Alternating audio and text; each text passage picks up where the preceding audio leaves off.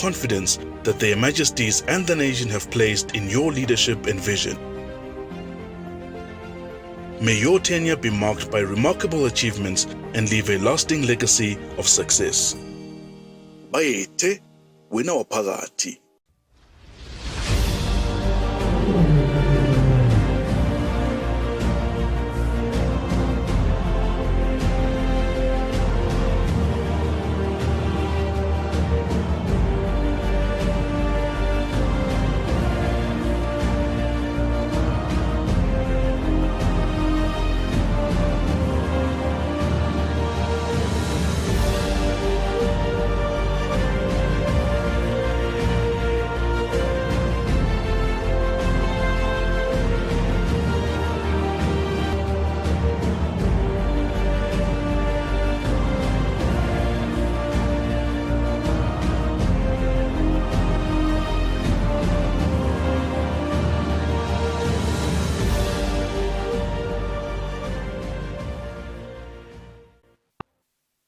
Right, it's 6 a.m. on the dot. A very good morning. Happy Friday. It's a beautiful Friday morning indeed. Bitolami ngosifiso ngwaka ngumala ngihamba ngedwa ngihamba nemfombeni. Mfombeni kunjani? I'm good. Ngoni njani lomhlekiseni? Ngiphilile. It's a Friday. Happy Friday. You know what gets me excited on Fridays is the sports conversations that I have with our in-house sports journalists. Today we are expecting Patizom CB to talk to us about local football, international football, and our neighboring football competition in South Africa. We do want to dive into that as well. A lot has been happening, particularly in the English Premier League. On the international front, we do want to discuss that, especially Manchester United. Every time I talk about Manchester United, I just laugh, and I don't know why. I don't know if that's the reason, but Manchester United didn't figure out. But we'll discuss all of that with Patizom CB. Yeah, stepping to the ARS Communications Director Vusi Dlamini. Last week's topic was targeted at locally recruited employees working in embassies and international organizations. Members of Parliament and what their requirements are in meeting their tax obligations. At 6:30. Kungmajasibukele thamba embili ephephandabeni Eswatini Daily News.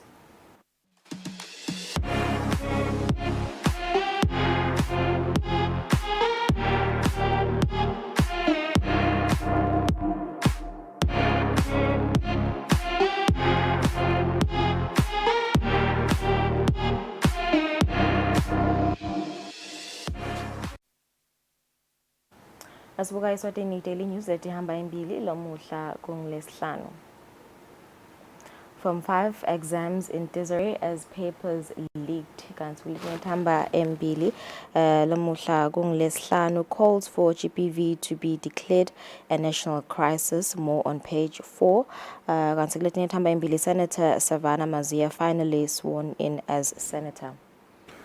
Kutemidlalo ke Swatini Daily News lomuhla kungolesihlanu ekseni over 600,000 emalangeni boost for Eswatini United as the Premier League rookies, that is Eswatini United, have received a major boost, securing over 600,000 emalangeni in sponsorships from Lupohlo Commodities as well as Umbro Sportswear.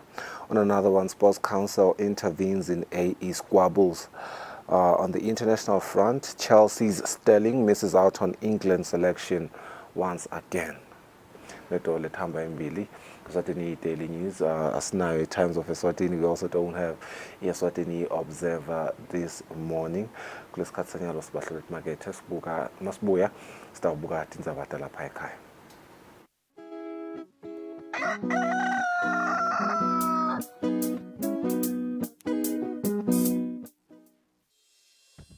Umsakazo wetithombe iEswatini TV utibophelele kuhlonipha nekulandzela umgomo wetekusakata loweluswe libandla letekuchumana eveni. Ngephansi kwalomgomo sitimisele kusakata tindzaba letentiya ngaleso sikhatsi tindzaba letide emagama lacosheme letitsembekile letitsintsa tonke tinhlangothi naletisebaleni kusukela kutepolitiki, tetemphilo, tekulima, tetinkantolo netemhlaba wonke jikelele. Siniletsela tindzaba njengoba tinjalo ngaleso sikhatsi letenteka ngaso. Kanti kulo msakato siphinde sikulethele lonke luhlobo lwetemidlalo kusuka emidlalweni welibhola letinyawo kuye emidlalweni ledlalelwa ematafuleni kanye naleto letiqhamuka ngaphandle kwakuleli. Leti tindzaba lowutiletselwa ngumsakato wetitfombe iEswatini TV.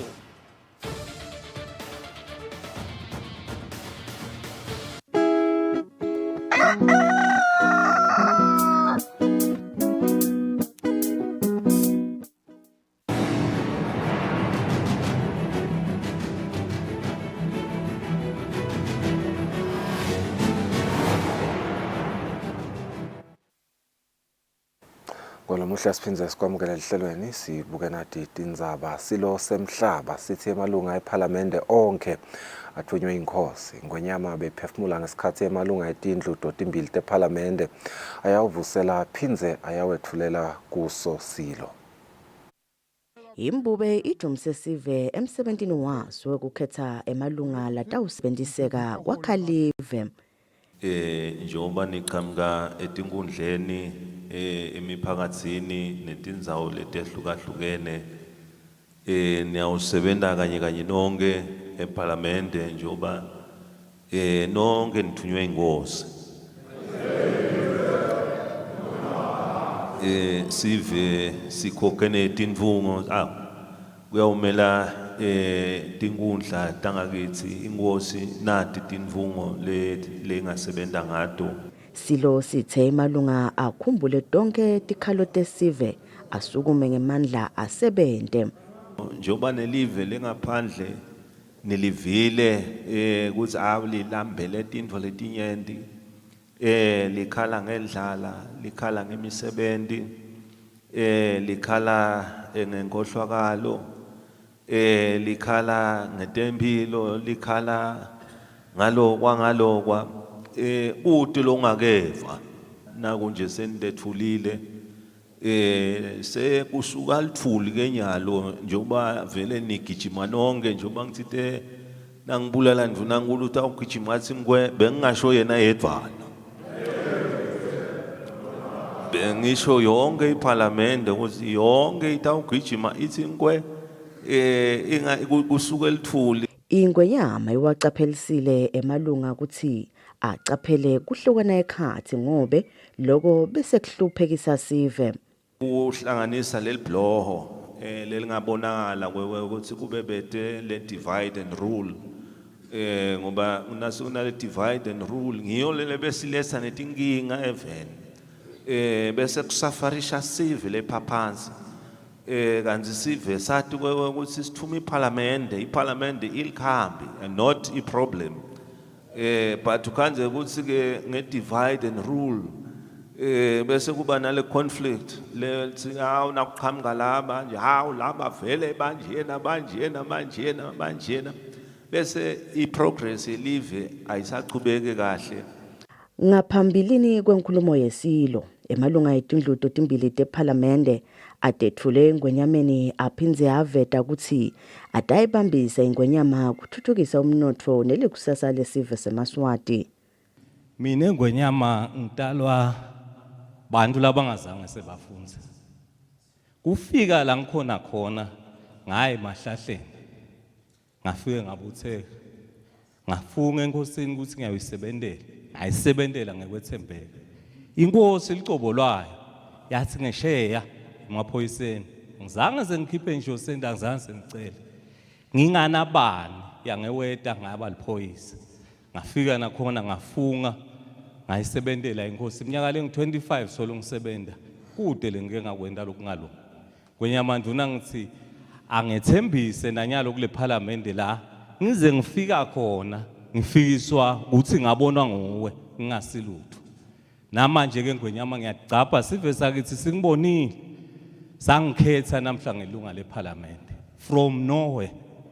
Ngiyacela ke mina silo sikhulu ukuthi ngingabe ngiloya embabane wena waphakathi ngisola lokuthi lendlu yakho itawusala inganamuntu silo sikhulu sebande ngengilala abafuna kuyembabane ngicela mina silo sikhulu kusala lapha endlini wena waphakathi kungavama le quorum kude wena waphakathi ube lukhuni lomsebenzi walamaswati ngicela ungikhulu kulona waphakathi ukuthi ngiyobathela imibuto le mibuto lengidabathela yona ngilena letawumixa le service delivery kulabantu kuthi celela nje ngonyama ngokuthi bahlonishwa bayehluleka kukhambene enkosini inkosi bathi yalalela uyathi chaza mina ngonyama nangathola thuba lokwembabani ndakwenda naku embi kwenkosi uyaphuza ibone phi le nkosi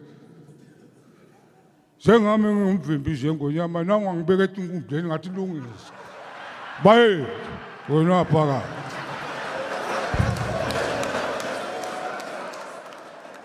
Ingwenyama iphethe lo msebenzi ngekuthi yentele emalunga eParliament sidlo sakusihlwa lebesikathi sesesigodlweni kalozitha. Njengoba silo sesiwabusisile emalunga eParliament sive sesibuke wona kuto donke tingcinamba lesibhekene nato. Edintsabeni kubika Pholile Maziya esigodlweni kalozitha. So ufungisiwe kuba imphunga Savana Nonhlanhla Maziya. Savana uthethele sifungo sekwethembeka nekusebentela live eParliament ngalesine. Kanti lokuthatha kwalesifungo bekuholwa ingcweti yetemthetho Sifiso Khumalo. Kulandzela kutsi ingwenyama ibulale tinfungo letingemashumi kutsi tifake isandla ekushayeni umthetho welive babe timphunga ngemsombuluko letimphunga tibese tiyafunga ngalokuphelele lapho kwasala khona yinye imphunga Savana Nonhlanhla Maziya. Le mphunga ibeseke iyafunga ngalokuphelele kuba imphunga ngalesine ifungiswa ingcweti yetemthetho Sifiso Khumalo. I Savana Nonhlanhla Maziya. I Savana Nonhlanhla Maziya. Do swear. Do swear. And so, that I will be faithful. That I will be faithful. And bear true allegiance. And bear true allegiance. To King Nswali III. III. His heirs and successors. According to law. According to law. So help me God. So help me God. Ngaphambi kwekuthi indlu yetimphunga iguce ngalesine, mengameli wetimphunga imphunga Lindiwe Dlamini ubongelele timphunga wase uyaveta kutsi kubheke kutse evikini lelitako iParliament ifundzise tona timphunga ngenchubo yeParliament pheceleti standing orders. Edintsabeni Eswatini TV kubika Samkelisiwe Khoza seParliament. Litiko letekulima lifundzisa abalimisi ngendlela yokukoleka imininingwane lihlelweni lolusha lotebuchwephesha i-Integrated Agriculture System. Mabhalane lomkhulu etiko letekulima Sydney Smelane lebekade yamelelwe ngumcondzisi weluhlangothi lwetilwane Dr. Xolani Dlamini esibayeni lodge nakuceceshwa labalimisi. Uthi lolu hlelo litawukwenta kube melula kwati kutsi balimi bakuleli batfolakala kuphi kuteke utsengiseke melula umkhicito wabo. Ufundisa ma-extension officers balimisi bethu eveni ngendlela yokuthatha i-information yokuthatha imininingwane kuma-farmers kwekuthi sale sisebenzise letebuchwepheshe ama-computer. Kune-information system ke noma kune-system lesiyakhe nala baka Royal Science and Technology Park. Le sita lo yokuthi noma ngumlimi noma ngumfuyi noma ngile extension officer mlimisi noma ngibani nje lona le information noma lone information site lafuna ukuthi ayinikete ngaba i-marketing kumbe kungaba ukuthi una kuphi tilimo lasatiproducile. Lebekade amelele umphathi wenhlangano yetekudla World Food Program lesekele uhulumende ngetincingo letingemashumi ukuthi lolu hlelo lutawuba lisito kakhulu esiveni seMaswati. Sithi sifuna tindleko tekunika labo labatswele sibe sinayo indlela yokuthi sitakuthola kuphi sinelwati lokuthi sekulinywa kanganani kutawufika ngesikhathi kuphindze kufike nangalendlela nenhloso ukuthi kufike kubantu. Litiko lithi litawuqinisekisa ukuthi bonke balimi bayabhaliswa kulolu hlelo. Ngekusho kwenhlangano yetekudla emhlabeni World Food Program sivele singetulu kwa 70% kuleli siyalima lokhu ke kufaka ekhathi balimi labalimela kuthengisa. Edintsabeni Eswatini TV kubika Nelisiwe Ndlangamandla titfombe tibuya etiko letekulima. Baphotfulile abafunzi labangemashumi lasihlanu lebekadze bafundza temakhono esikolweni semfundvo yalabadzala iSebenta National Institute. Kanti-ke uma bakhuluma emanzini hall labafundzi bathi bayethemba ukuthi impilo yabo itawushintsha ibe ngileyo lengcono njengoba-ke sebanemakhono. Njengoba live selibukeka kakhulu ukuqinisa temakhono kanye nemisebenzi yetandla iSebenta National Institute ithi yona seyivele icalile kwekuthi etinkhundleni uma ngabe kunebantu labasha ikakhulu labafisa kungenela temakhono ibathathe ngaleso sikhathi. Baqhamuka ekwaluseni labanye baqhamuka la kamanzini emanzini South siphinde sibe nabo labanye labaqhamuka emanzini North kubomakholweni. Labantwana labo bebafunza skills lamaningi lafaka ekhathi i-carpentry, i-electrical wiring nekuthunga. Labanye balabamfu labasha labaphothulile bathi sebatawusitakala kakhulu njengoba sebatawukhona ukucala emabhizinisi baphinze bathuthukise lawo mabhizinisi labanawo.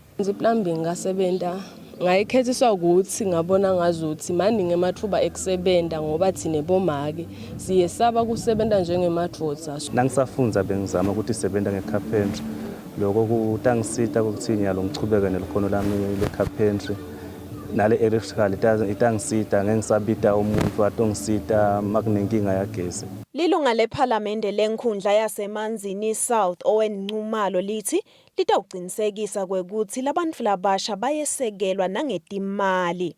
Sekufuna ke sibalekelele ngefunding because sibhekele ukuthi lokuba graduate nje kufuna bathi bangabuki bawucashwa ababuke lokuthi bayiqale imisebenzi yemakhono. Ngenhloso yeqinisekisa ukuthi live liyathuthuka kutemakhono ngeminyaka wanga-2018 tiko letemfundvo licale kufundzisa i-competency based education letawuqinisekisa ukuthi bantfwana ikakhulukati labo labasetikolweni letincane bayawatfola emakhono futhi bafundza kabanti ngawo. Etindzabeni Eswatini TV nginginelson Dlangamandla nginavuma inkhosi inzinisa kamanzini.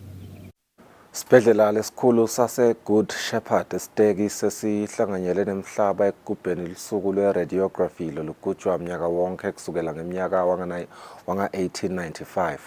Sicubulo salonyaka sikhuluma ngekwanzisa lwati kanye-ke netekuphepha etindzabeni te-radiation. Akhulumela lesibhedlela sase Good Shepherd Wandile Tembe uthi lolu suku lubaluleke kakhulu njengoba sive sihloseke ukuthi siconze nokuthi-ke sibe nalo lwati lwesive ngetindzaba te-radiography. Sive kumcoka ukuthi siphinze sibati nebungoti bekusebenzisa lo mshini. Siyasikhuthaza ke sive ukuthi njalo mangabe batawuvela ka-x-ray bakhona ukucommunicate nathi ngetidzingo tabo ukuze sitawukhona ukuthi kudimitha ukuze baphephe.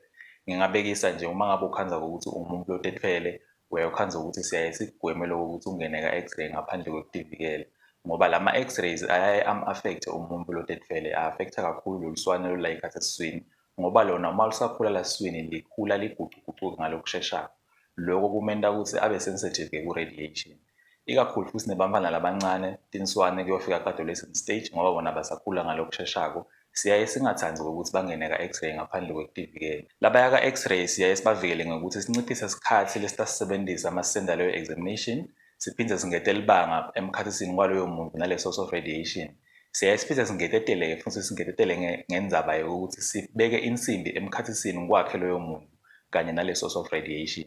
Leyo nsimbi lesiyisebenzisa kwele khona ukuyivimba le-x-ray kuyaye kube ngiyo i-LED. So kungako khanzeke ukuthi sisebenzisa abo-LED apron nema-LED gowns ukuze leyo muntu avikeleke. Ngetulu kwawonke futhi siyaye sizame ukuthi sisebenzise i-principle yethu ngala ka-radiography lekuthiwa i-ALARA principle. Lapho khona sikhuthaza ukuthi sithi as low as reasonably achievable. Lokho kusho ukuthi lo gesi lesisebenzisako lotawendlule emtimbeni wakho siyazama ukuthi siwunciphise ube mncane kakhulu. Kodwa noma sesinciphisile sizame ukuthi ungabese sokubanga ukuthi imiphumela lesitawuphuma engabonakali engakhona ukumsita umuntu. Amaphoyisa akhuthata sive ukuthi sihambe ngekucaphela lokukhulu emigwaqweni njengoba-ke tiyakhula tingoti lapho khona abashayeli betimotolo bashayisa abantu labahamba ngetinyawo labaningi ngesikhathi sinye. Umxhumanisi wamaphoyisa bekakhuluma ngemuva kwekuthi umchubi wemotolo ashayise abantu labathathu kushone munye emgwaqweni losuka eMotshane uye eSpiki ngalesithathu Nzambama.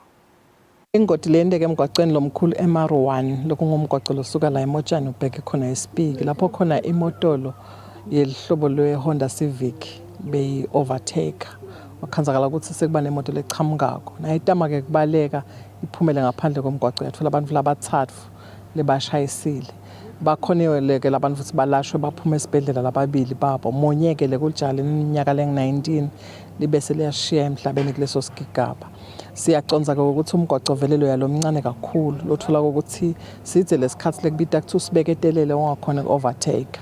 Kepha-ke siyasikhuthaza sive kakhulu ukuthi sicaphele ngoba tingoti tiyenteka vele nangabe kwentekile sa-overtake enzaweni lengaphephi lefana nemakona noma tindzawo letimadrundvu la ungaboni khona imbili. Siyakhuthaza lokuthi sibeketele leso simo salomgwaqo. Lokunye-ke lokuphindze kusifake isandla kakhulu etingotini kuba ngokushelela kwayo imigwaqo. Nalina lelitulu noma ngoyadama kuyilawula imoto yakho angeke ikhone kuma ngendlela lefanele noma ngesikhathi lesifanele. Siphindze sigcizelele nako ema-pedestrian noma labo labahamba ngetinyawo ukuthi vele sahamba eceleni komgwaqo asitinake kakhulu timoto ukuthi noma ngiyati ukuthi ngihamba kahle mine kepha na yona nayiphambalada angeke ngilimale la ngikhona khona kuze ukuthi sitogwema kwenteka kwetingoti. Sitawuchubeka simaphoyisa kwenta siciniseko sekuthi siyafundzisa ngendlela lefanele kuto tonke tindzawo nekuvikela tingoti ngayo yonke indlela. Siyabonga.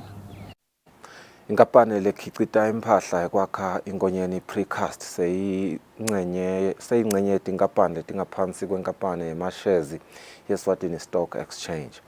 Inkampani seyithengise emashezi alenkampani lapita tigidzi letingu-25 emalangeni, 25 million emalangeni. Inkampani lekhicita tintfo tekwakha inkonyeni precast seyingcenye yetinkampani letilistwe ku-Eswatini Stock Exchange. Le nkampani lekaningise sitfokodvo letinkampani letisitfupha ngaphansi kwayo ibambe umhlangano wokuba ingcenye ye-Eswatini Stock Exchange ngalokuphelele ngalesine. Lilunga lebhodi yebacondzisi bale nkampani Daniel Ismelane uthi angemakhulu lamane namashumi lasihlanu emaswati lakhone kutsenga ingcenye yale nkampani. Inkampani yethu bekuyi-private company nyalo seyitaba listed in the stock exchange ukuthi bantu bathenge ema-shares so that nangabe kunentuthuko enkampanini nangabe sekune-dividend ekupheleni kweminyaka nabo bangabenefita. Namuhla lo sikhuluma nje i-stock exchange isivulile kodwa sivule nga-450 investors. Umphathi wenkampani lengamele tinkampani tetimali letingasiwe emabhange Mbongiseni Nkambule uthi lokhu kuyingcayizivele eveni laseSwatini. Iroli yethu noma-ke umgomo wethu singu-FSRA ukuthi sende siciniseko ukuthi bantu nabafaka imali tabo emakethe tiphephile nekuthi-ke leli ground lekudlalelwa khona liyalingana yonke into ihamba kahle. So sinesifiso ukuthi emaswati anga-participate noma-ke anga-investor kule nkampani lekuthiwa i-NPC. Le nkampani i-NPC yesiphohlongo kuba ingcenye ye-Eswatini Stock Exchange kanze emaswati sengachubeka athenge ingcenye yale nkampani njengoma lawa lathengiwe yihafu yalamashares lathengiswako langu-50 million emalangeni lakha 30% wale nkampani. Etindzabeni ye-Eswatini TV kubika Samkelisiwe Khoza Zembabane. Make weliswane lebelisanza kutalwa ubekwe licala lekubulala leliswane ngesihluku lesikhulu. Umsolwa loneminyaka lingu-18 waseGalatia uvele embi kwenkantolo yamanje yenhlangana bekwelicala lekubulala umntfwana labekasanza kumbeleka. Ngekusho kwemaphepha senkantolo ngaleli langa kwenteka lobucala lomsolwa washayela umngani wakhe wamcela ukuthi amlethele kwekudigceba emfuleni kanzi ngaleso sikhathi bekasesekhulelwe. Kuthiwa ngekuthi bese kuhlwile lo mngani walomsolwa wabese ufihla inhloko ekhabo lomsolwa kepha egumbini lelehlukile. Kuthiwa kwathina kushaya insimbi ye-11 ebusuku lo mngani wemsolwa weva kukhala umntfwana lapho kulele khona lomsolwa.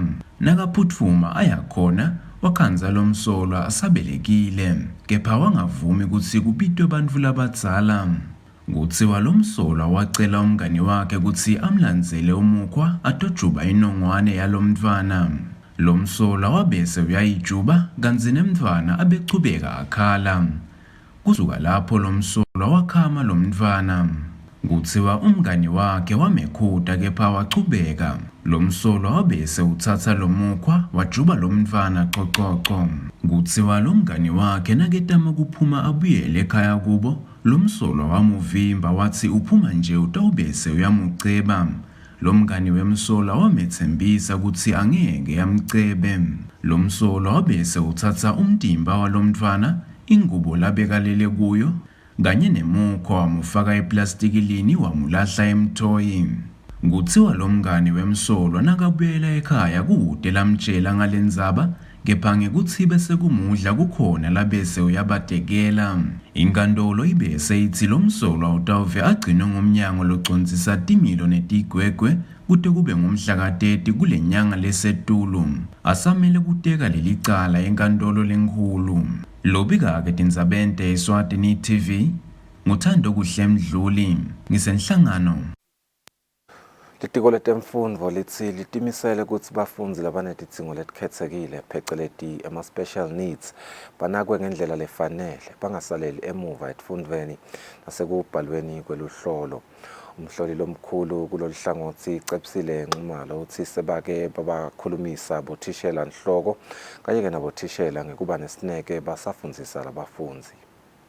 Njengoba sekutawubhalwa luhlolo lekuphela kweminyaka, luhlangothi lolubuke bafundzi labanetidzingo letikhetsekile nalabakhubatekile etiko letemfundvo lithi impilo yalabo bafundzi bayibeka embili, kungako bahlale bakhuluma njalo nabothishela nhloko kanye-ke nabothishela ngalokubhekeke ukuthi bakwende kude kutsi labafundzi bangasaleli emuva, bahambe bangalinye nalabanye balingani babo. Kunanaku-ke le ngikubita ngekuthi pheceleti i-reasonable accommodation lama sekufika ekufundzeni kanye naselihlolweni.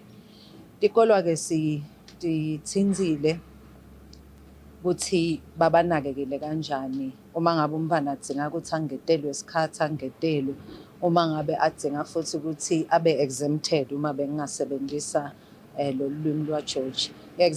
Exemption yenteka ngesikhathi umntwana ngiyabekisa ukhubateke ngekungeva etindlebeni.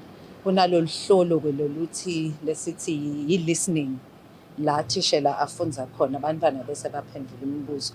So sinawo-ke lama-reasonable accommodations lesitikolwa sititshelile ngawo. Lo sesicala nje sibhala sibheke ukuthi bothishela bayaku-aplya lokho bayakusebenzisa, sesithuthukile. Sesifake nanema-gadgets ukuthi bantfu bethu labe basolo babhala ngemachuchumo nyalo basebenzisa imishini i-technology ukuze ukuthi bakhone ukubhala.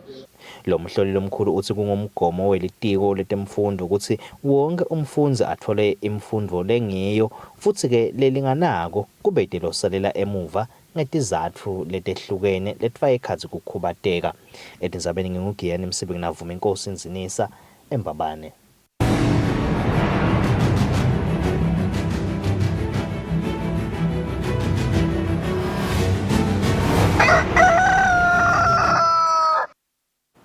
Kutemidlalo licembu le-Ezwatini United selinebudlelwano nenkampani yeLuphohlo Commodities lebasekele ngemali lengu-450,000 emalangeni kanye nenkampani ye-Umbro ngemali lengu-200,000 emalangeni. Imali yekusita lelicembu ngetembatfo tekudlala kanye netekujima.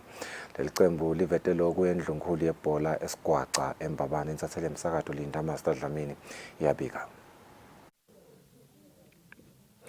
Ethula budlelwane nelicembu le-Ezwatini United umphathi weLuphohlo Commodities nathi Banzunden uthi bona bayinkampani bafisa kubona umdlalo webhola kuleli ukhula.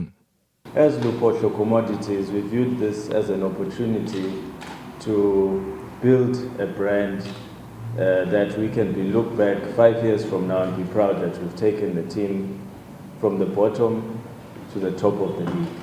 So this is a great opportunity. As in business, there are challenges, but what's important is how you overcome. So the same energy will push into the football side. Abonga lobudlelwano umphathi welicembu le-Ezwatini United Polycarp Dlamini ubeke kanjena. Nyalo ibhola seyakha umsebenzi. So ke nalabanye is their place of now employment. Ukuthi sebathole lapho ukuthi bakhona ukuthi batiphilise. But ke ezisizulwini vele udeal nalabadlali labancane ukuthi u-encourage ukuthi bafunze nalabo labangafunzi u-encourage ukuthi bakhona ukuthi bathole imisebenzi labangasebenlela khona. Kapteni welicembu le-Ezulwini United Mbucuko Dlamini uthi lokhu kutawukwenta ukuthi bafake amandla kakhulu babadlali. Kutawuhamba umgaqo lomude kakhulu performance yabadlali, not saying bebangaperform inyalo because baphathi bebangabendeli lutho, but lokhu kutawufaka i-extra motivation kule beyivele ikhona. Kanti Dlamini uvetile ukuthi leli cembu lifise kwakha indzawo yayo letoba nenkundla yekudlala kanye nendzawo yekuhlala kwabadlali. Lobikela umsakathi Eswatini TV kutemidlalo ngilinda Dlamini eMbabane.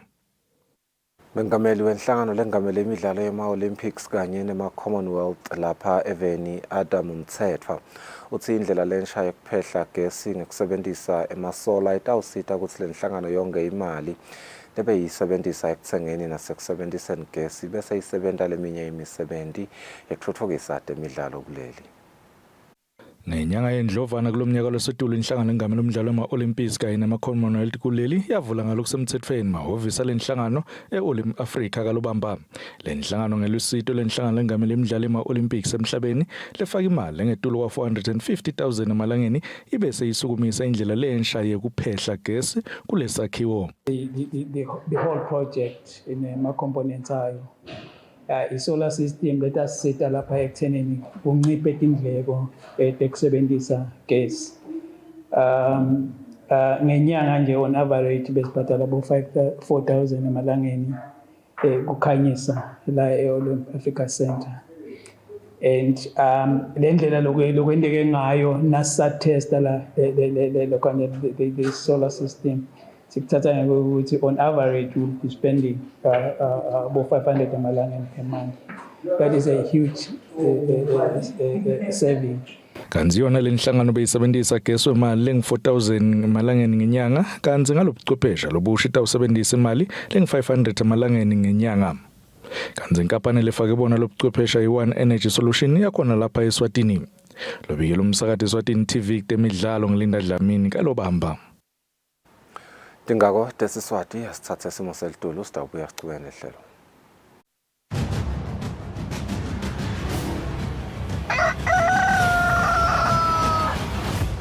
Kusivulela tha Friday uyati kuthi ngabalesihlanu siyiteka donati indzaba tekubhadalwa kwemthelo. Last week's topic was targeted at locally recruited employees working in embassies and international organizations and what their requirements are in meeting their tax obligations. Namhla ke si topic lamuhla itargete members of parliament, and as per usual I'm joined by ERS Communications Director Vusi Dlamini to expand more on this topic. Nkosi asekuvusela thaba ngisube nathi lo muhla ekuseni sesidekeka nentindzaba tekubhadalwa kwemthelo, especially nje tindzaba tekusubmita wona ema-income tax returns. Njengoba ngivitele nje ukuthi evikini leliphelile besibuka kusubmitwa kwama-tax returns kwalabo labasebenta kuma-embassies kanye nema-international organizations. Namhla sibuka kakhulu ma-members of parliament. Ngicabanga ukuthi vele irrelevant topic ngalokuthi vele sebabekiwe emalunga lamasha eparlamente, kepha-ke lana sibuke labo labaphumile ukuthi bona ingabe deadline yabo yekusubmita lama-income tax returns inini. Kepha singangena lapho nje ngokuthi ngifuna ukuthi sichazele ukuthi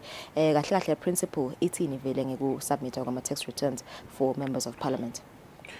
Sibonge Lulu, sibonge nelithuba nalamuhla. I think as you have said, vele this period between now and possibly end of December, we will be unpacking different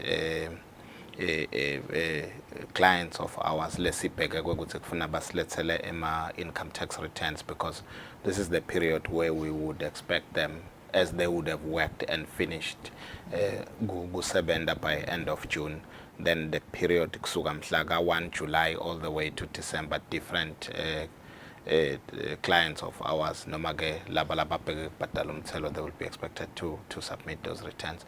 Now, normally what happens is that every year, nakuphela lo mnyaka womthelo ke noma at the end of the filing season, I mean at the end of the tax year, the Commissioner General or the ERS issues a notice that would be calling different taxpayers or clients to submit their income tax returns. and kulabanye babo ke le iyaye ukuthi nakubitwa babitwa ukuthi balethe income tax returns kuyaye kube ngiyo emalunga eParliament ke noma ke ema-politicians cishe onke even la kangwane. So that is the principle ukuthi vele ngekuthi ezibasebenta siyathi ukuthi ukhanza ukuthi labanye babo bayasebenta yebo kona bangemalunga eParliament but labanye ukhanza ukuthi banemabhizinisi lokho siyakwadi ukuthi vele kuyendeka ukuthi ukhanza ukuthi udawen unalelo business lakho lo munye ukhanza ukuthi asebenta mhlawumbe kukhona lokunye la kwendako noma ke ngidawuthi ukhanza ukuthi indlela laba badalwa ngayo kunema allowances that they are getting. You will find that sometimes kwenda ukuthi abe outside of payroll in a way ngalesinye isikhathi ukhanza ukuthi bahlala emabhodini lathide then that then means those people are expected to submit income tax returns lokho ke kufaka ekhathini nawo emalunga eParliament. Okay, so athi nje mhlambe ama requirements alabo le kepha le income tax return i-targeted kulabo MP labaphumako, not the new ones. Ngabe what are the requirements nje lekumele ukuthi bawade?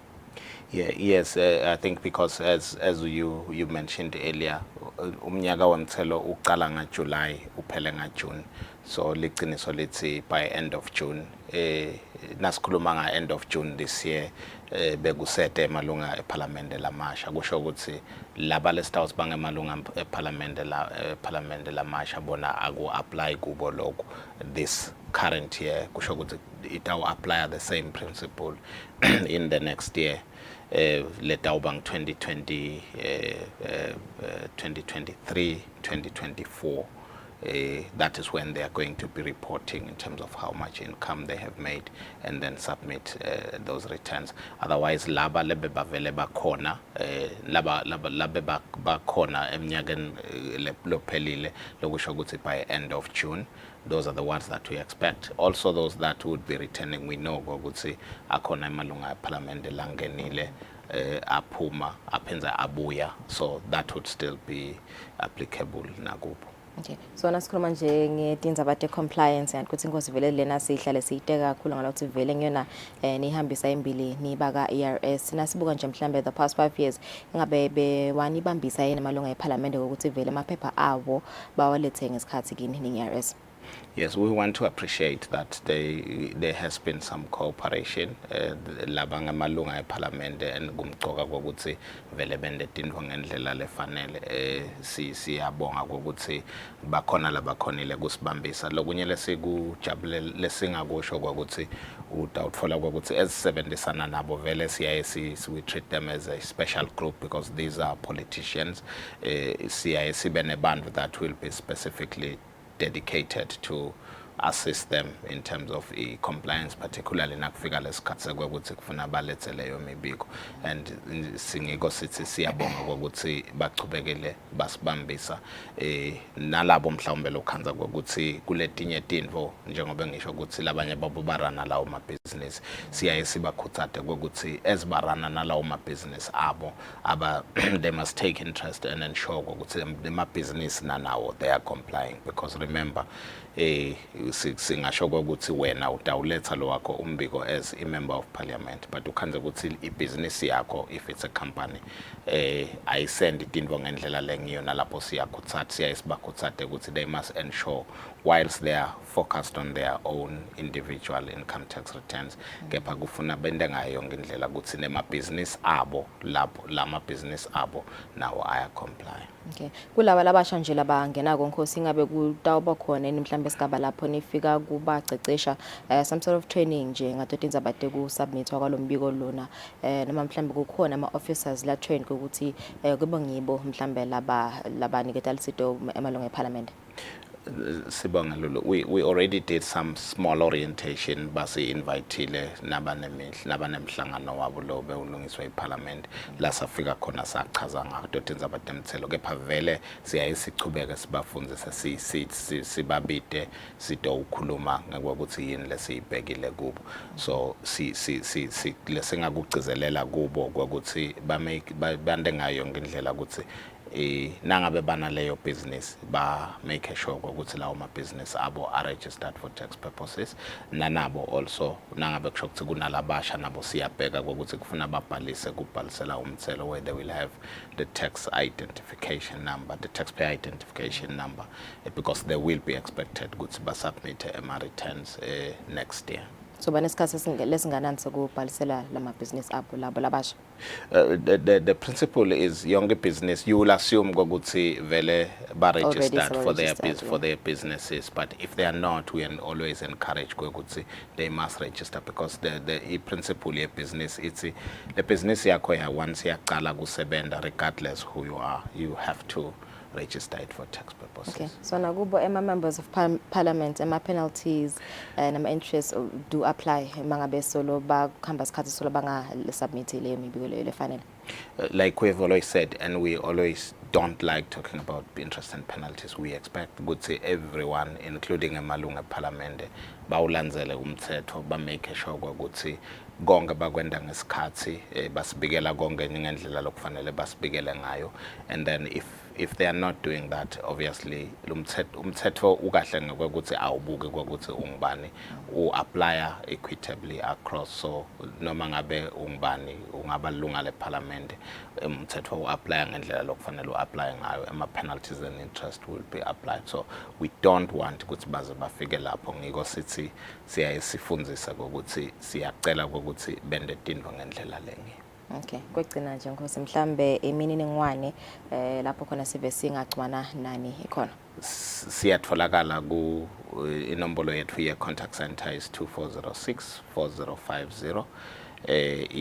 Kune WhatsApp number as well, it's 7606 3735. Nagu info@ers.org.az. Sikhona ke nagu Facebook, sikhona nagu LinkedIn. I think if you go there, you should be able to engage with us. So laga WhatsApp lo yolokuxhumana nayo uvele responde promptly noma mhlambe kuthatha isikhathi singanani nje vele? We ensure that because it's linked to our contact center, sizama ngayo ngendlela ukuthi si responde almost instantly nangabe usebenzisa the instant platforms ukuthi engage nathi, because our understanding is that now usebenzisa WhatsApp normally usuke ufuna ukuthi uthole an instant response, same as now shaya ucingo usuke ubheka ukuthi kufuna silibambe. So now ubhale email, usually that will take some 3 hours or so for us to respond. That's our standard.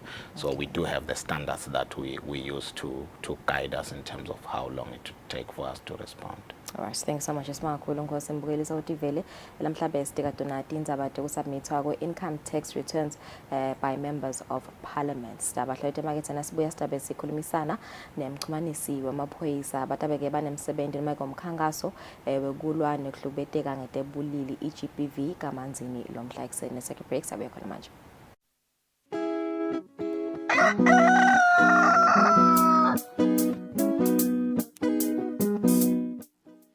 Eswatini Lifestyle is all about inspiration, drive, and swag. Eswatini Lifestyle is informative and fun while covering all aspects of life, be it people, places, and trends in the kingdom of Eswatini. We got you covered. The focus is on the quality of life. Eswatini Lifestyle will spark your interest. Catch Eswatini Lifestyle every Friday at 7:30 p.m. on Eswatini TV, Sibugo Semaswala.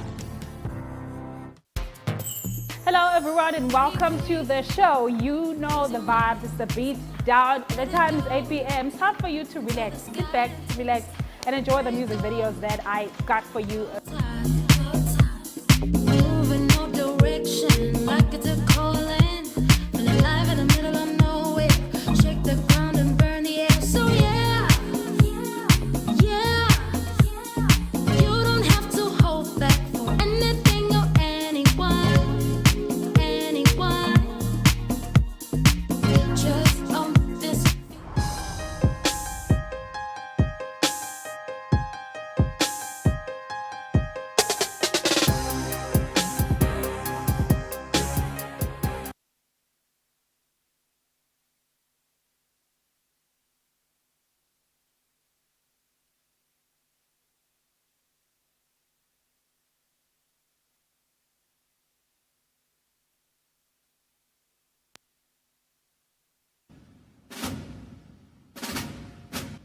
nene bekunene kusetandleni tesive ukuthi imimango ingagcini kukampunzi edla emini sive sakangwane nebantu labakhethe kuhlala eSwatini abaphile ngekukhululeka nekuthi kubethe lo nyathelo lilungelo lalabanye egameni lekufuna lilungelo lakhe.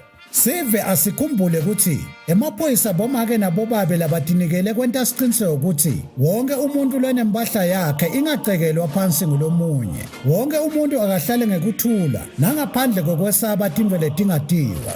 Emaphoyisa ngekulandzela nekushiqilela umthetho athi into yomuntu ayibe ngeyakhe umuntu. Sive asijinge siwabambise siphinde siwasekele emaphoyisa emsebentini wawo. Kude emalungelo aso sive osomabhizinisi kanye nebantu labasebentako anganyatheleki. Khona-ke imimango itawukwakha nemakhaya akhulise bantwana ngaso sandla lesiya emlonyeni. Emaphoyisa naso sive abasebente ngebudlelwane nangekubambisana kulwa nebucala netingoti temgwaco.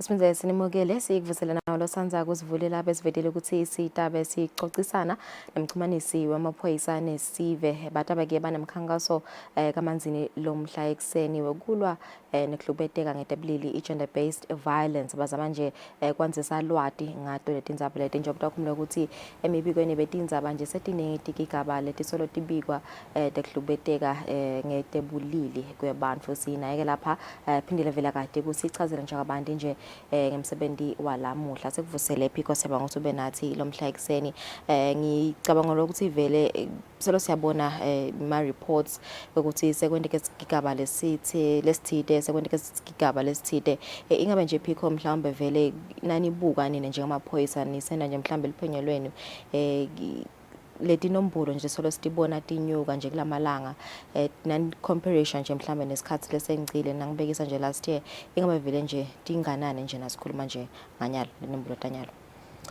Siyabonga kakhulu Thembeni sivusele kuwe sivusele nakuso sive sibonga lelithuba leli lekuthi sicocisane ngaleti ndzaba leti khatsata wonke umuntu kulamalanga lawa nathi singemaphoyisa ke sikubonile lokuthi nawubuka ngelanga kuba necase leyendekako lethinza umuntu sikhuluma nje nasilala itolo ntsambama bese sinayo lenye yababe loneminyaka lengu43 lonathe liphilisi lengobholwane le uyadibuta ukuthi kwendekani kukhona info lekufanele ukuthi sisive sisukume siyibuke nawucala umnyaka busijabulisa kakhulu tinombolo noma kusikhatsata thina kufa komvumonye kepha tinombolo tethu betingasabisi kakhulu kuhamba ke kuyabonakala lokuthi uchubeka umnyaka sekuyadlanga lokubulalana so ukhanza ukuthi akusaphele emalanga lamabili singathola umbiko wala lohlukubetekile kakhulu kade logcina shiye emhlabeni lokusho kona ukuthi involena lefuna ukuthi sonke sisukume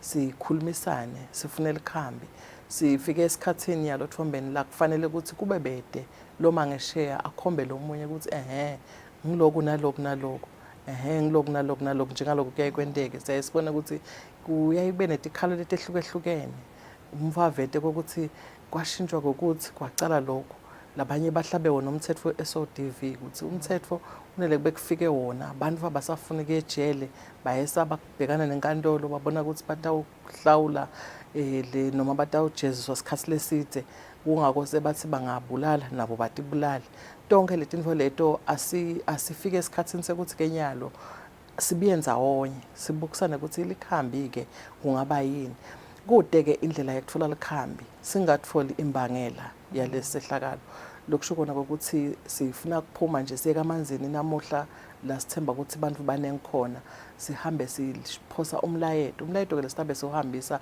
ngokuthi vula lomlomo khuluma nemuntu uthide break the silence isikhathi lesiningi sibonile ukuthi bantu labafika kuleti incumo leti kulesinye isikhathi bayathi bhoklisha letinto bathi pakishe tize tibe tinengi kufike la sekabhesta khona sekehluleka lo muntu ngoba sokupakishe sekufike sekugcwele so sithi ke thine asowuvule nje umlomo ukhulume nemuntu uthide uyadinga lesinye isikhathi na unenkinga uthi ukhuluma nalomnye umuntu uyakhanze ukuthi le yakho inkinga uyathi ingcono uve ukuthi kunebantu labanenkinga letinkulu kakhulu bese lokho kuyakwakha so yakhona ukuchubeka uthi ibona futhi so khona kuyisombulula leyo nkinga losukubhekene nayo. Ukhuluma ngendzaba yokubotlisha timvo lababhekana nato Pico. Ngiyakholelwa ukuthi kuba khona labo laba survivor ama relationships la abusive and ngiyakholelwa ukuthi mhlambe kunelihlangothi lwaka domestic mhlambe nelihlangothi lama psychologists khona emaphoyiseni ngabe nabasacocisana nawo lama survivors bayakhona ukuthi bakhulume lokusho ukuthi bekasolo ahleleleni bekasolo thuleleni kuba yini vele kahle lenkinga kuba ngilokwesaba noma ngilokutitshelwa ukuthi umvu hayi uyangithanza wende liphutha sengihlala ngimcolele ingabe baye bavete nje ukuthi yini lena lebahlalisako kulama relationships.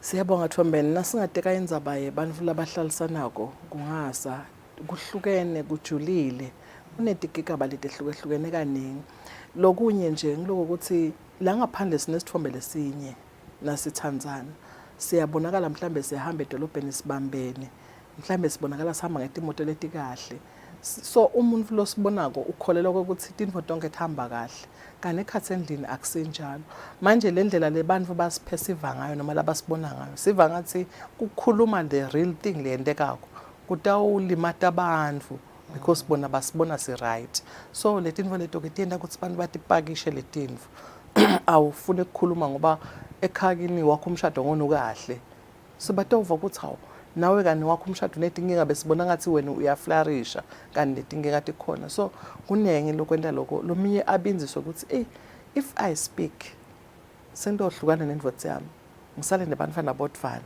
I don't want to be a single mom ufuna sikhulise abantwana kanye kanye angicinisele for the sake of my kids kani iyachubeka lento lendeka ko itagcina nemphumela lomubi ngoba labanye nje bakulimata ngalamagama ugcine nawo so utisola ukuthi ikambe vele mhlamba yema not enough ingabe lawo ma cases lawo nibe nawe ukuthi umvu nje utibulele nje ngokuthi yathi imvo zakhe beyim abuse nje ngekusebenzisa amagama nje amphuke ngemagama niyakubona nako lokho kwendeka manje kakhulu lama ma cases lanjalo ukhanze ukuthi umuntu uphila naye iminyaka linye naleligama mhlambe lalisebenzisako kulokunye mhlambe wakukhanza usuka ekhaya leliphasi khanze ukuthi nje naso wafika kaloku unje ngimi lokhu ngimi wena uyabona ngelanga udiva uyadropa uyehla nje wena uyakwehlisa ukhanza awusilutho vele empilweni ma cases la ahlukene kakhulu mina ngathumeza lokho ukuthi we so much appreciate labasukumako bete bativete letinfo because naso ukhonile ukukhuluma uyakhona lo bese uyalithola lo sitho kuyakusita ke ukuthi ubone ukuthi can you stay or you need to come out sibonge nemabandla ukuthi asukumile nawo asaya supporta tinkinga kubantu labathathene kadzeni bekuba ngathi kune stigma ukuthi wena soyehlukana sekuba ngathi awusakholwa asisho ukuthi ku right but lokho ukuthi basale basihlangabeta banihlalise phasi ba find out le reason babone ukuthi kuse possible invele kwakha noma kusesiko possible because angeke side lokuthi sifostele ukuthi bantu bahlale ndzawonye bese kugcineni kuba nalofako noma kugcineni seniyafa nonke so kufanele sisukume sonke sibukisane likhambi enesathi ukuthi singajudge ngecase inye lama scenario ehlukene awafanani all together so nema solutions akhona angeke asingacommend general njengalokusenda la kubo social media ukuthi hawu kusho ukuthi khona lebekakwenda naye bekangeka amende lokho let us find the facts kulendzaba utawumangala kulesinye isikhathi ukuthi so ukhulume kangaka hawu lenzaba kani benjena uzuve ebhlungu nanawe so namuhla eBus Rank Pico kutabe kontekani nje asimo ukuthi tabe kunema speakers ama survivors mhlambe la tawukhuluma nama psychologists nje mhlambe la tawuzama nje kukwanzisa nje umlayeto ngumcoka bekhuluma nemuvu tabe kontekani vele namhla siyabonga suthu namuhla sitawuhamba lapha eGamanzini edolobheni sitalihamba nje lonkhana sitawusuka lapha eBoxer emarket sihambe sivusela labantu uyonke lendzawo sicela ukuthi sibabe siphakamise emaplacards sipartnerishile nawo onke emaphephandzaba la khona laveni kuna Observer kuna Times labasendele imilayeto yaprintwa letawube ifundwa ngilesive lekhuluma ngaletindzaba leti siphindze sidistribute material lendiwe sibambisene nabo Swaga sibambisene nabo kwa-Kinvotes sitawuhamba sidistributor lamaphepha lawo latawureferisha abantu noma atshele abantu ukuthi ungasedakala kuphi kunetinombolo lapho kunemlayito lebhaliwe kuleto tindlu nema-forces-ke asukumile onke sidabe sinayo correctional services ngiyo letabe ishaya ibhendi siphinde sibe nabo bakafaya latawo bahamba nathi sibe nawo amasotsha lasijoyinako sibe nayo i-ministry yaka-health kutabe kunabo-psychologist siyati ukuthi batibuke kakhulu tindzaba tamo-mental health sinalo i-office laka-DPM lelibuka tindzaba tenhlalakahle sinabo njengangimenshile bakaswaga ukuthi bakhona nakwa-Kinvotes awukhona kube naka-Swaziland Unlimited bakhona kutobukisana nje ukuthi sibe ndzawonye sekube bete lokukhomba lomunye ngoba kulesinye isikhathi kwanathi sima-organizations bokhaza ukuthi ngiloyo sobuka lomunye kuthi akendi kahle akusebenteki-ke nakunjalo kulamalanga sivile ukuthi umholo walelive uyamemetela ukuthi asibuthane ndzawonye asihlanganeni asibambisane akungabi nalo ngeshiya lokuthi nguwe longendi kahle nalomnye nguwe longendi kahle angeke isolveke le nkinga lesibhekene nayo. So nanatcom ngiyakholela ukuthi tabakhona nemhlambe kube khona nje inkulumo la itfulako wafaya ekhathi mhlambe nema-statistics nje sibuka emuva kusukela kucala umnyaka ukuthi solosicala umnyaka ingavele mhlambe tikigaba te-GBV tibenganani. Kuliciniso kakhulu sitaba naye national lo se-office la-national commissioner lotawubeka inkulumo nayo lebiya kulelo office letawusho ukuthi simo sithini noma sithombe sesikuphi inyalo sithomise kakhulu nemisakato ye-VOC ungiphathi of law siyathemba ukuthi nje kusukela nga-12 namuhla koshaya 2 vele ka-VOC tabe khulunywa ndzaba te-GBV tabe kuthandazelwa ndzaba te-GBV besisukumile sinabo esipiki kwaba neti-prophet ukuthi akuthandazwe impela sisukume sibambane nathi sima-forces wabalwa emuva ukuthi timbi tincobekile ngayo emthandazo so sitawuvele sihambe kulelo gagasi nanamuhla. Yeah, kwegcina nje phike ungabe mhlambe niseta kubuka ukuthi mhlambe imisebenzi lenjengalena niyibambe nje njengemaphoyisa frequently ngibekise nje mhlambe every month and kube khona nje lemikhankaso lenendako but nivakashele tindzawo tehlukahlukene njengaloko nicala kamanzi nje namuhla mhlambe ngiyabekisa nesimanthini yenhlangano niyespeak nakuphi ngabe niseta kubuka indoko ukuthi ku possible kwendeka. Uteka yona sibili namhla siyakusukumisa lo tawuhamba lomkhankaso inyanga yonke sona sisuka nje la babiyele emuva etifundzeni tabe khona amaphoyisa labe yakutotonke etifunza i-crime prevention, domestic violence ne-general duty nalaba seshako nabasuka la nabo babiyela emuva etindzaweni tabo sitawuphinzeke naleti inhlangano tonke leti siwavakashela tonke letifunza sitawuvaka nalakaswazi television nje ngicabanga sikutawufuna sivele la sibone sesihlangane nani nonke ngoba ngaphandle kwalamsebenzini ninato letinkinga lentibhoklisha up legcina sethi explode ngendlela etehlukehlukene sitawuvakashela vele nemisebenzi leminengi siyokhulumisana naso sive. Okay, no ngiyavala sibonga kakhulu Phiko isikhathi sakho namhla ekseni mbukele sawuthi vele ukuthi nga-12 namhla kamanzini emanzini e-bus rank emaphoyisa kanye netinhlangano netinkampani titabete lapha emanzini e-bus rank tihambisa nje umlayeto ngako kuhlubeteka ngetebulili i-GBV campaign asibahlete makethe sibene tindzaba tesingisi.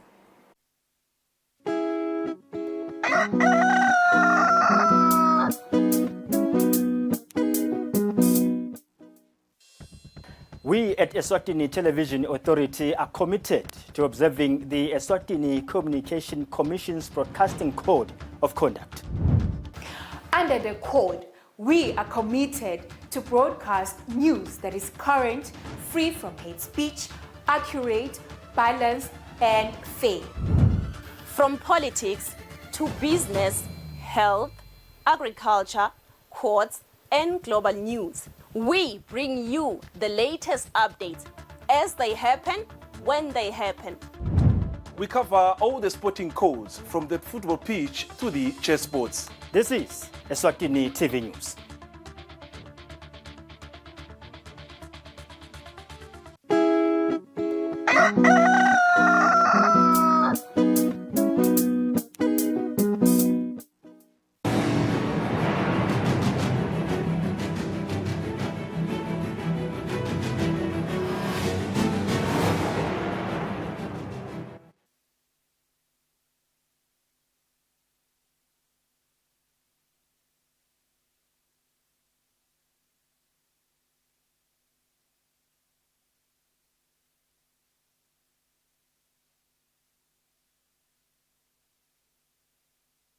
Welcome back. This is the news. His Majesty King Mswati III says all members of parliament have been commissioned by the King and Ingwenyama to perform their duties and find solutions to the challenges faced by Eswatini.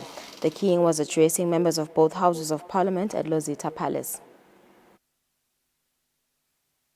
His Majesty King Mswati III has applauded the nation for playing a crucial role in ensuring that right candidates to serve the country are elected.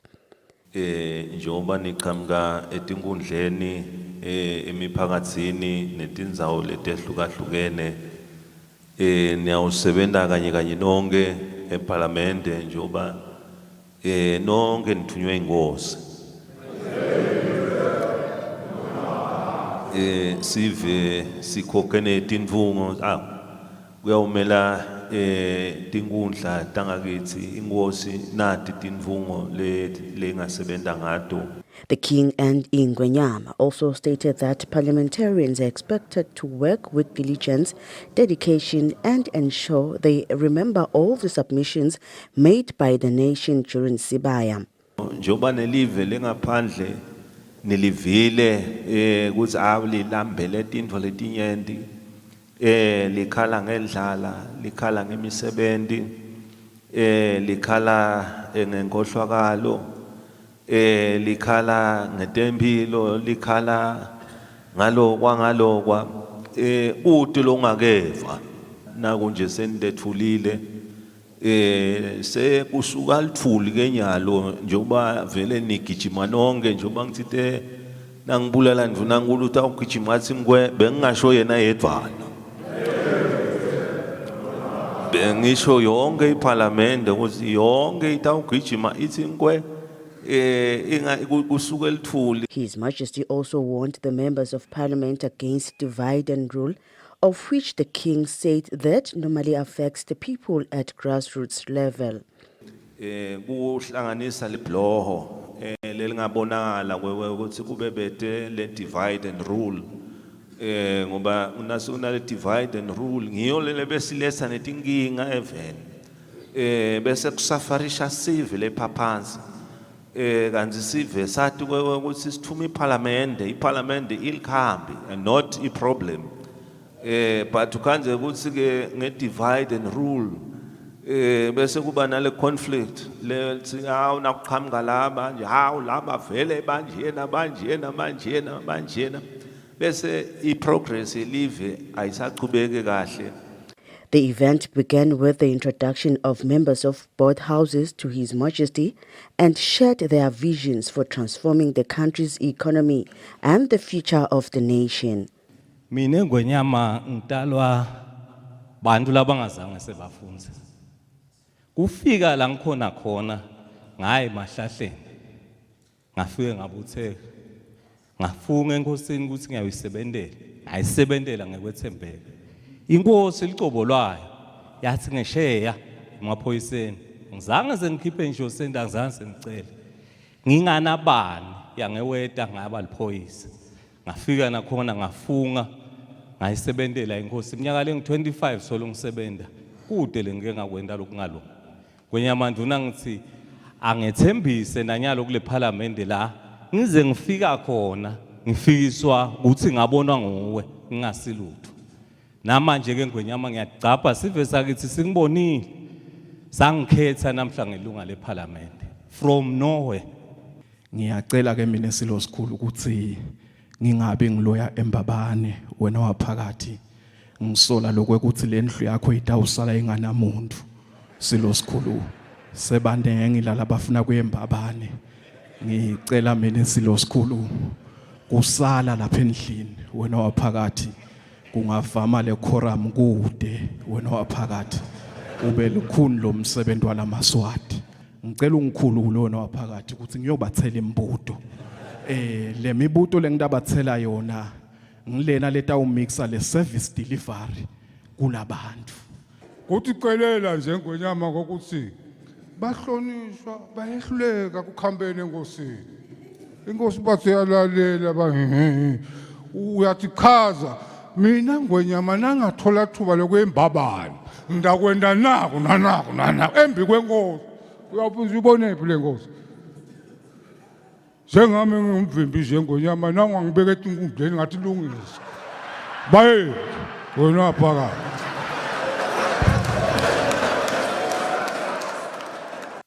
Since the parliamentarians have been blessed by the Ingwenyama, they are now expected to embark on their duty, while the nation is expecting them to sort out the challenges faced by Eswatini. On the news, I'm Polile Mazia at Lozita Palace. Senate appointee Savannah Nonhlanhla Maziye has been sworn in as senator. The swearing-in was administered by the Attorney General Sfiso Khumalo. Following the appointment and blessing of 20 senators by His Majesty King Mswati III and being sworn in on Monday, taking the oath of allegiance with other senators not present on the day, Senator Savannah Nonhlanhla Maziye has been sworn in. The swearing-in was administered by the learned Attorney General Sfiso Khumalo. I, Savannah Nonhlanhla Maziye. I, Savannah Nonhlanhla Maziye. Do swear. Do swear. And so, that I will be faithful. That I will be faithful. And bear true allegiance. And bear true allegiance. To King Mswati III. His heirs and successors. According to law. According to law. So help me God. So help me God. The Senate President, Senator Lindiwe Dlamini, welcomed to the House the newly sworn-in senators, mentioning that the Parliament, through the Office of the Clerk to Parliament, is yet to host a workshop for senators on standing orders. Reporting for Eswatini TV News, I'm Samgal Suekoza, Parliament. The Ministry of Agriculture has trained its extension officers on the use of the integrated agriculture system, which is meant to collect data for farmers in the country. Speaking during the training at Esibayeni Lodge in Matapa, the Director of Veterinary Services, Dr. Xolani Dlamini, who was representing the Principal Secretary, says the system will ensure that farmers are also connected to available markets. The director says the system will also help in farming research. Kune information system ke noma kune system lesiyakhe na la baga Royal Science and Technology Park le sita lo ukuthi noma ngumlimi noma ngumfuyi noma ngile. As the demand for sustainable products continues to rise, reliable data is key for the ministry and farmers as well to ensure improved products and also connect farmers to the market. Training our extension officers on this information system will help us achieve that. The representative of the head of office at World Food Programme says they support the system as their mandate is to ensure Eswatini is food sustainable.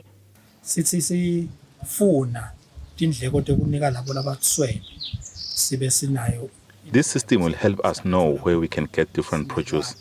The main intention is that we must produce our food and be self-sustainable. This is why we have ventured into this technology.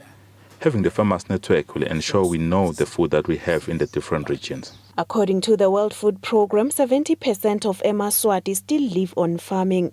This percentage includes commercial farmers. For Eswatini TV News, Nelson Dlangamandla, visuals from the Ministry of Agriculture. 50 students have graduated in different entrepreneurship programs at Sebenda National Institute.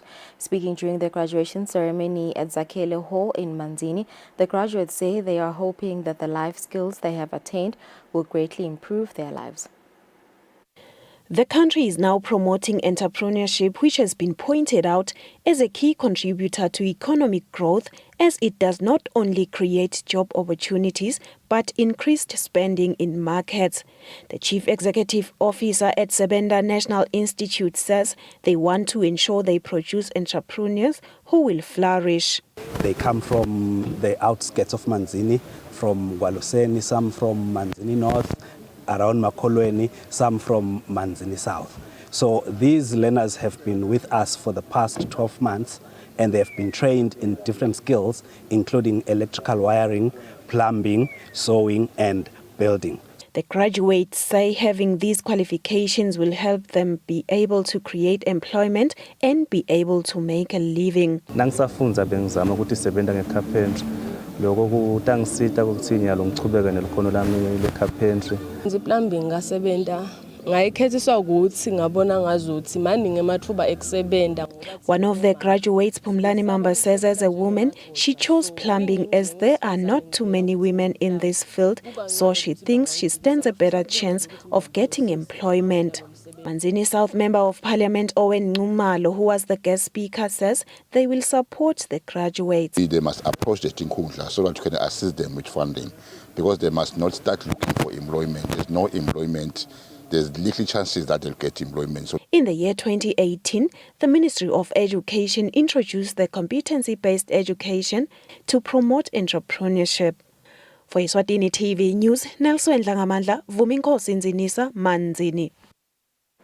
The Nkonyeni Precast Limited has been officially listed on the Eswatini Stock Exchange. The NPC has sold shares to 450 eMaswati worth 25 million emalangeni. The Nkonyeni Precast Limited has achieved a historic milestone, have been officially listed on the Eswatini Stock Exchange. NPC board member Daniel Similani says 450 eMaswati have bought shares worth 25 million emalangeni. Number one, it will unlock value for all eMaswati at all levels. As you have said before, that everybody is going to be involved. And also what it will do will create employment opportunities for both formal and informal sector, create business opportunities for suppliers, subcontractors, commission agents, and distributors.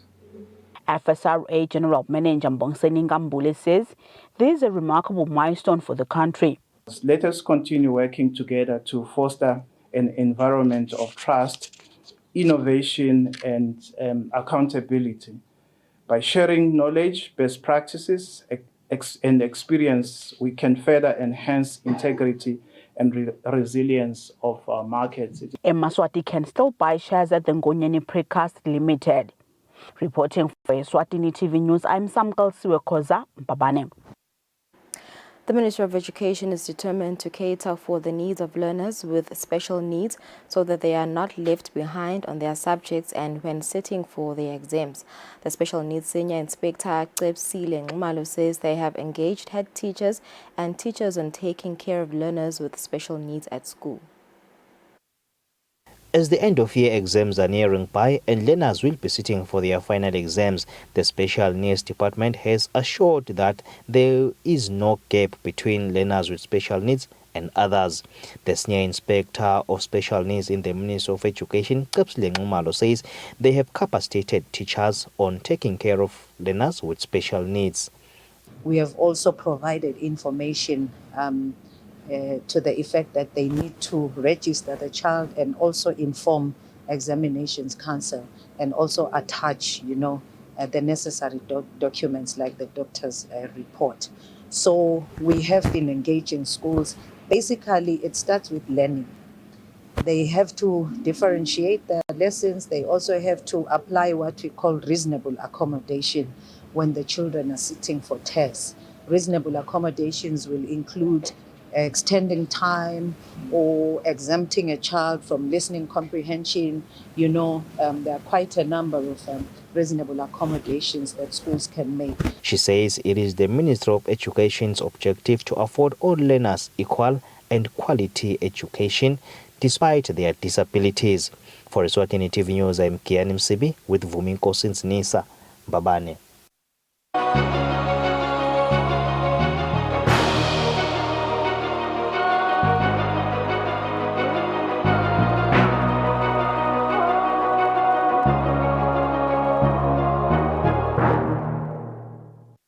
In international news, France hosted a conference on Thursday on humanitarian aid for Gaza, calling for a humanitarian pause so countries can work towards a ceasefire, as the Palestinian territory remained under bombardment by Israel following Hamas's October attack. Officials from Arab nations, Western nations, and the United Nations all came together in Paris Thursday to plea for civilians in Gaza. Organized by French President Emmanuel Macron, the summit aimed to coordinate aid and strategies to help the wounded. Macron opened the conference by reiterating Israel's right to defend itself while insisting that civilians must be protected. Today the situation is extremely serious and it's getting worse every day. We have to work on protecting civilians immediately, and for that we need a very quick humanitarian pause, and we have to work towards a ceasefire. More than 50 nations were present, as well as the Palestinian Authority. Its prime minister urged attendees to end the double standard he says exists between Palestinian and Israeli casualties. What we need is to stop the war. In order for relief to have meaning, the war must stop. Because what does it mean to have a meal for dinner only to die the next day? Israeli authorities weren't invited to the conference, though they were informed of it. At the same time Macron spoke, an Israeli military official downplayed the conditions for civilians in Gaza. We know that there are a lot of difficulties, but I can say that there is no humanitarian crisis in the Gaza Strip. We are in war. We didn't pick up this war. Hamas chose to open this war. Despite international pressure, so far Israel has resisted calls for a humanitarian pause or ceasefire, saying it would allow Hamas to regroup.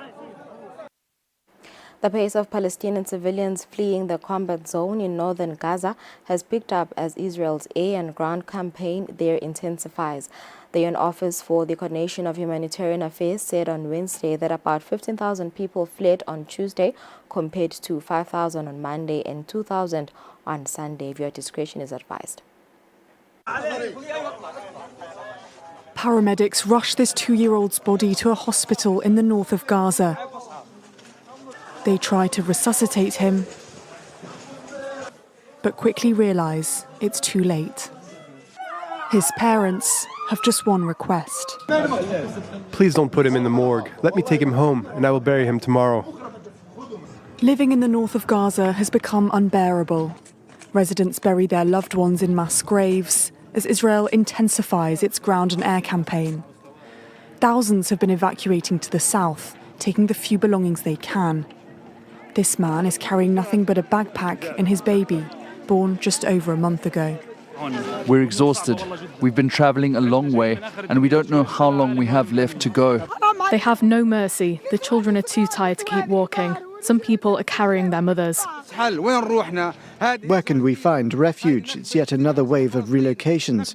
It's a new Nakba for the Palestinian people after the one in 1948. Where can we find shelter? Nakba, meaning catastrophe, is the Arabic term for the expulsion of Palestinians from their territories during the founding of Israel. The Israeli military has told the 1.1 million people living in the north of the Strip to move south, an instruction the UN has said would cause devastating humanitarian consequences. The north may be extremely dangerous, but the south isn't exactly safe. Many of the displaced are staying in camps with little or no access to clean water, food or medicine. The Palestinian Red Crescent says an average of 33 trucks of humanitarian aid enter Gaza every day. That number was close to 500 before the start of the war.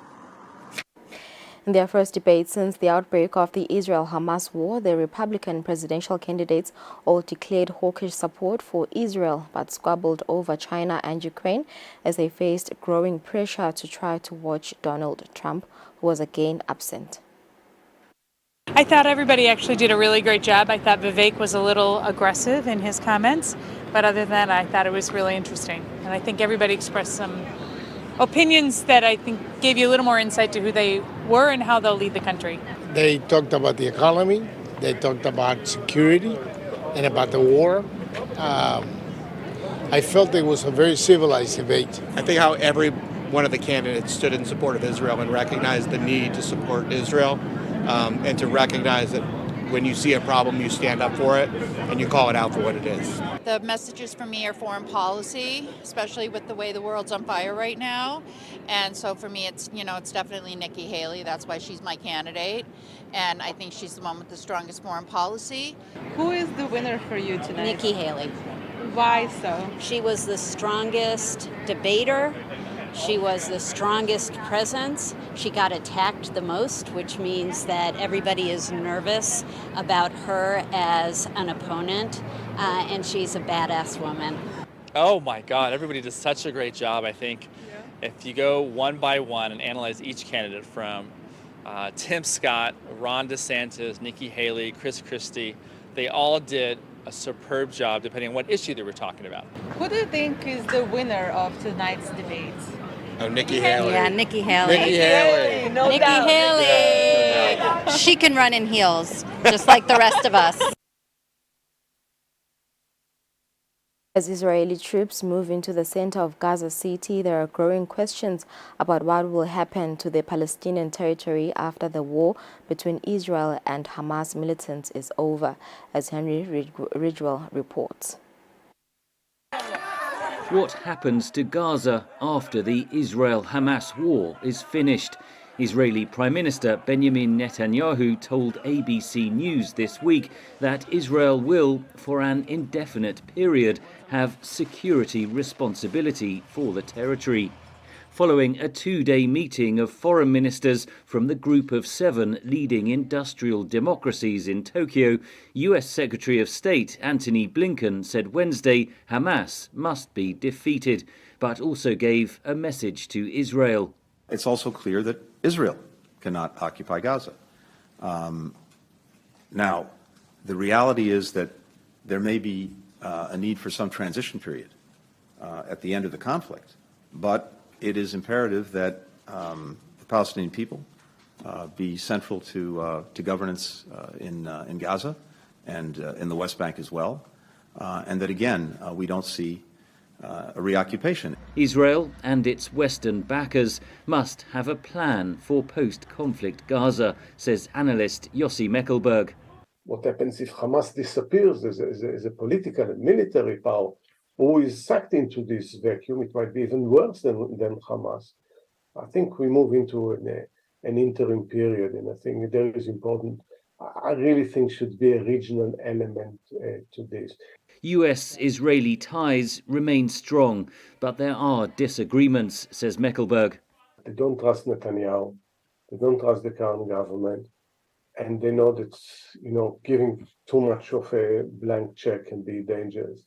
In only the second joint statement from the group since the October 7th attack, G7 foreign ministers condemned Hamas and demanded the release of hostages and called for pauses in the conflict to allow humanitarian aid into Gaza.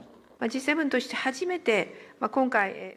it's important that the G7 was able to put out its first unified message as a written statement regarding the agreement. The G7 did not call for a more permanent ceasefire.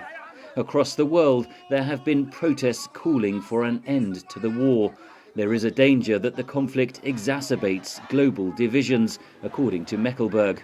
It's very tricky because the G7 obviously represent the more affluent part of the world, and the one that much of the resentment is directed at of neglecting and taking an approach which protects their interests but not the rest of the world's interests.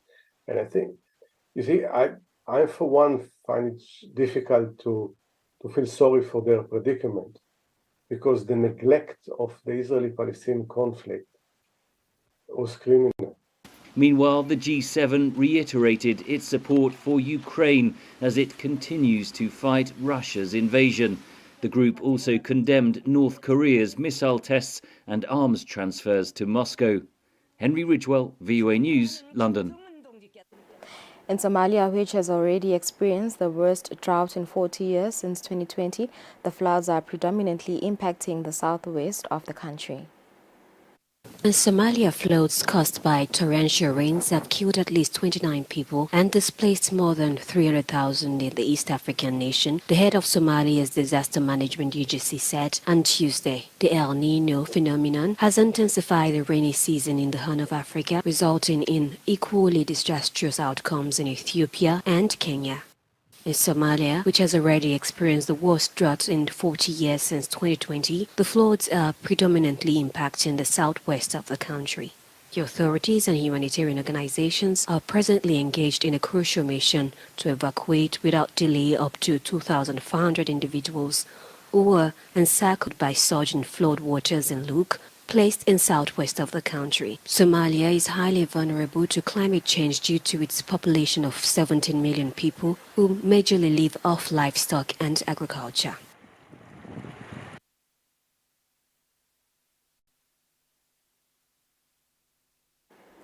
Kenya's President William Ruto has defended his government's tough economic measures despite widespread anger among Kenyans, saying they were necessary to get the country back on track. Kenya's President William Ruto arriving at a joint sitting of Parliament on Thursday for his State of the Nation address. He defended the tough economic measures he's implemented, this despite widespread anger among Kenyans over the removal of subsidies and a host of new taxes. His speech came a day after the finance minister admitted that the country was in a difficult financial position. The time has come, therefore, to retire the false comforts and illusionary benefits of wasteful expenditure and counterproductive subsidies on consumption, by which we dug ourselves deeper into the hole of avoidable debt. Kenya faces a host of challenges, including depleted government coffers, skyrocketing inflation, and a plunging currency that has set debt repayment costs soaring. Our efforts to stabilize the situation have yielded such progress that next month, in December, we will be able to settle the first Kenya shillings $300 million or 500 billion Kenya shillings installment of the US dollars 2 billion Eurobond debt that falls due next year. Ruto said it was government's responsibility to make the hard decisions that were necessary to get the economy back on track. Senegal President orders emergency measures to combat illegal immigration. Senegal is taking measures to curb the record number of people making the treacherous sea journey to Europe. President Macky Sall on Wednesday asked the government to take emergency security, economic, financial and social measures to stem the flow of migrants leaving the country. The plan will see the Ministries of Interior, the Armed Forces and Youth and Fisheries work together. Senegal is facing a flood of people making the 1,500-kilometre journey, often in artisanal fishing boats, to Spain's Canary Islands. Recent socio-political unrest, lack of jobs and rising food prices has pushed more people to attempt the dangerous trip. Last week, the Spanish authorities said a record 32,000 people had arrived so far this year on the islands, which are just 100 kilometres off the coast of Africa. Most are from Senegal. Madrid's interior minister travelled to Dakar recently to press the government to do more to stop the boats from leaving. Humanitarian organizations highlight the comprehensive response from the Moroccan government after the powerful earthquake on September 8th in the High Atlas. Humanitarian organizations highlight the comprehensive response from the Moroccan government after the powerful earthquake on September 8 in the High Atlas. However, they express concerns about the arrival of winter in the region, where the affected people have been relocated to tents. Exactly 2 months ago, on September 8 at 11 p.m., the earthquake violently shook the High Atlas, claiming nearly 3,000 lives and displacing 300,000 others from their homes. Entire villages were destroyed, roads collapsed, and electricity were cut off. It was a seismic shock for Morocco and the most powerful earthquake in its history. Despite the horror, Moroccans from all corners of the country flocked to these remote mountainous areas to provide assistance to the survivors, particularly in the two most affected provinces, Alaouz and Tariland, where 90% of the dead and injured were recorded. Citizens spontaneously joined the element of civil protection to participate in search of the rescue operations. Former Burundi Prime Minister Alain Guillaume Bunyoni is facing several charges, including threatening the life of the president. Sacked Burundian Prime Minister Alain Guillaume Bunyoni.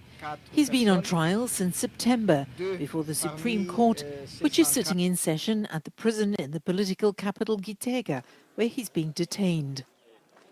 On Thursday, prosecutors called for Bunyoni to be sentenced to life in prison on charges including undermining national security and threatening the life of the president. He was Prime Minister for 2 years before being fired in September 2022, just days after President Evariste Ndayishimiye warned of a coup plot against him. Bunyoni, who appeared in the dock with 6 co-defendants, pleaded not guilty to all charges and said he should be acquitted because of a lack of evidence against him.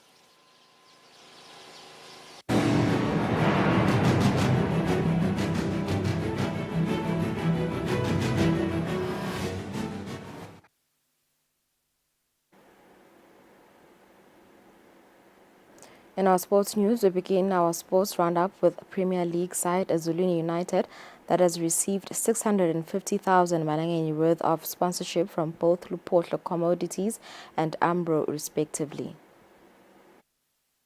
We begin our sports roundup with Eswatini United that has received sponsorship from both Lupotlo Commodities and Umbro respectively. That brings a total of 650,000 Malangeni.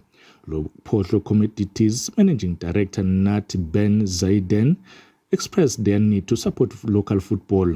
As Lupotlo Commodities, we viewed this as an opportunity to build a brand that we can be looked back 5 years from now and be proud that we've taken the team from the bottom to the top of the league. So this is a great opportunity. As in business, there are challenges, but what's important is how you overcome. So the same energy will push into the football side. Eswatini United Director Polycarp Dlamini uploaded the kind gesture from both organizations. Nyalo ibola seyakha umsebenzi. So nalabanye is their place of non-employment. Team captain Butuko Dlamini says this will encourage them to work even harder this season. Extra motivation. It is the team's biggest wish to soon have their own host venue together with the clubhouse in the near future. On another note, following the official opening of the Eswatini Olympic and Commonwealth Games Association offices at Lobamba that was supported by the African and international bodies, the local Olympic movement moved to the next stage of saving and producing electricity at Lobamba. President of the Olympic movement, Atambomba Mthethwa, says this move will contribute hugely to the development of the sporting activities in the kingdom. The whole project in my components are solar system let us set up ekuthenini kunciphe indleko ekusebenzisa gas. Ngenyanga nje on average besibhadala bo 4,000 emalangeni kukhanyisa la e-Olympic Africa Center. The old system was costing around 4,000 Malangeni per month, but now it will cost around 500 Malangeni. One Energy Solution was the company that introduced the system. Reporting for Eswatini TV Sports, I'm Linda Dlamini, Lobamba. It's 27 minutes before 8 o'clock. We've come to the end of our English bulletin. Thank you for staying with us. Let's take a break. We'll resume shortly.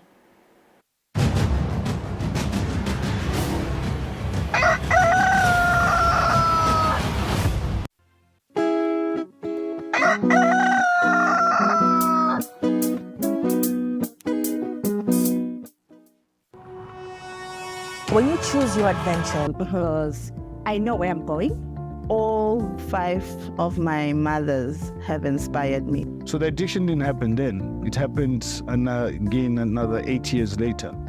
But that's where it started. Choices I made at the time were not the best choices for myself. I understand how a person can lose their mind in terms of life experiences. That's what it looks like, and I like that. But you know what, the journey to my success is never a straight line. Yeah, people are on the net now, and that's where we'd like to catch them with such shows.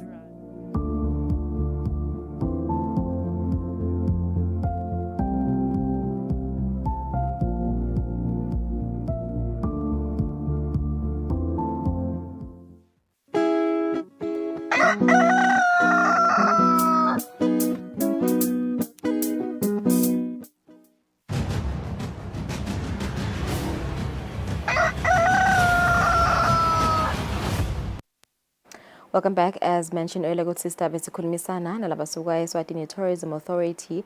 Namhlanje baye launch officially a festive campaign. Njengoba sakhumula ukuthi every year kuba ne festive campaign kuzama nje kukhanga amaswati noma ama tourists la ngaphandle kwelive ukuthi avakashele tindzawo tekungcebeleka lapha ekhaya Eswatini. I'm joined by acting head of marketing ka Eswatini Tourism Authority Chunki Dlamini. Ukusichazela kabane njenge theme yalonyaka. A very good morning and welcome Chunki. Thank you for joining us this morning. You are launching the festive campaign yet again. Ingabe this year theme yakhona ithi ngakhumulisa last year beyithi choose Eswatini. Are we still choosing Eswatini even this year? Definitely Lungelele siyavusela namhla kuseni sivusele naso sonke sive semaswati. We are definitely keeping the same hashtag choose Eswatini. Reason being Lungelele, we want to be consistent with our key messages. So kumcoka ukuthi sithi emaswati akakhethe live lawo. Sinama hashtags lamathathu, sina hashtag choose Eswatini, hashtag Phola Eswatini, hashtag Phumula Eswatini. Sithi njengoba kuyi festive season, emaswati akangaphumeli ngaphandle akangcebeleke ngekhathi Eswatini. There's so much more to see. Okay, so last year during the campaign, you know, did you see a lot of Maswati, you know, visiting these places compared to other years in Joba? According to Bonagwa, things are setting I think Bamsabati Vula setting Nibabonil and Maswatla last year at Ivagashela Letinzao. Oh yes, Lungelele Vele. I think after COVID, Naguvuleka.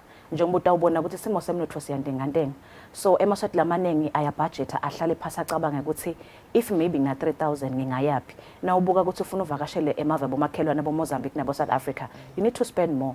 So why should you go outside when we have so much more to offer Eswatini in terms of tourist attractions? So nanyalo ke Lungelele ku festive season campaign yethu funa sithi choose Eswatini sithi khetha live lakho.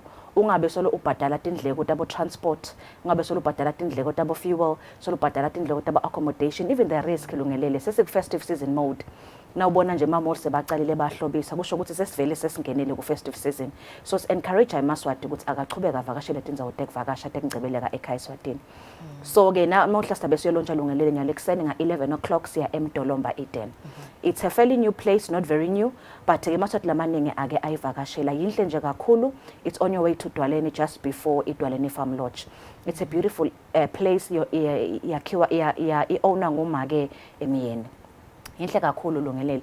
If you're looking for peace and tranquility, because it's in the outdoors, there's nature, kunema waterfalls, kunemifula, kunema rock formations. It's really, really nice. So sibone ukuthi asesiphume Lungelele. Singabuki kuphela tindzawo tekungcebeleka ngekhathi emadolobheni. Sibuka tindzawo tekungcebeleka leti semaphandleni Lungelele. Asihambi sodvwana ke Lungelele this year.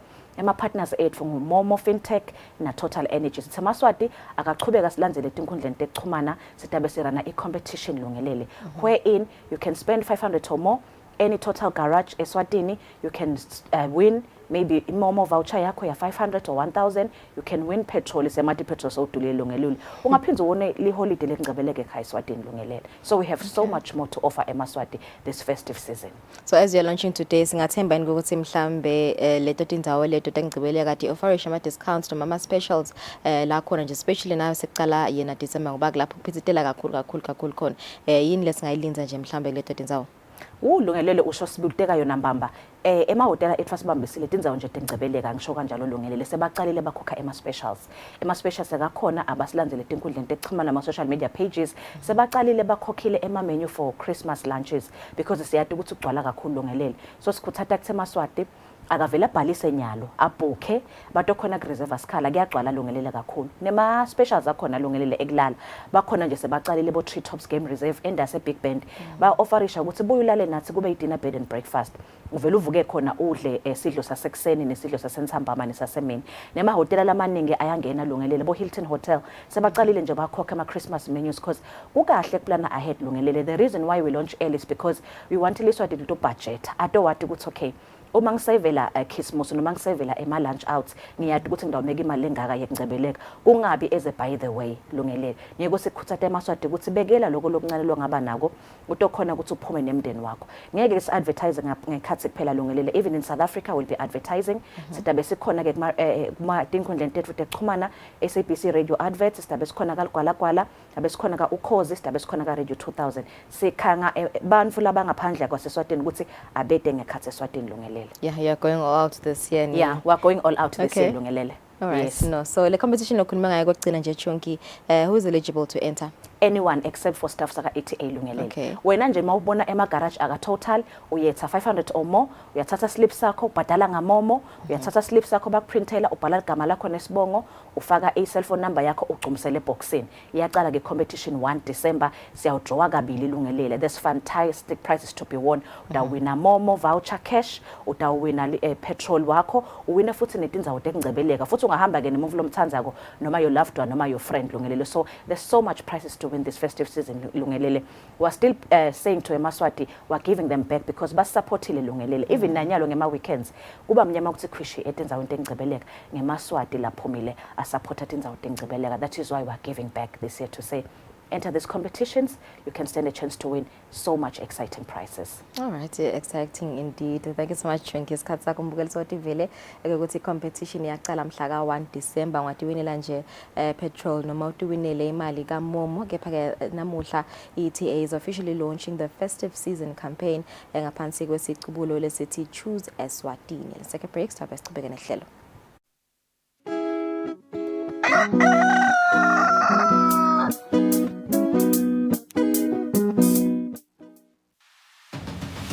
What do you think the best part of traveling is?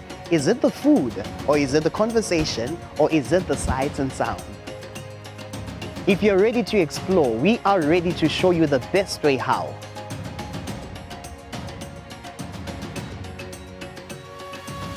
We'll give you access to the best luxury getaway sites in the Kingdom of Eswatini, and of course show you vacation sites that suit your budget, because you do not need a lot of money to actually have a great time.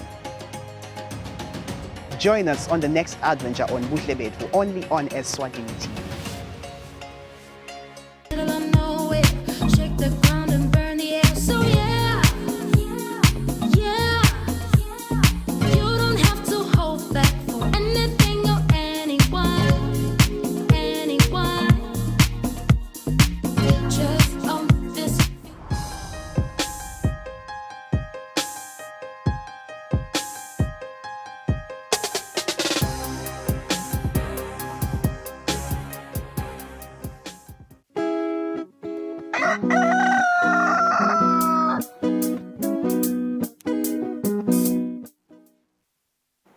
Welcome back. Sikuvusele na ulosanza kusivulela nje abasisolo sibona nje imibiko lephumako embikweni betindzaba indzaba yehlukubeteka ngetebulili gender based violence.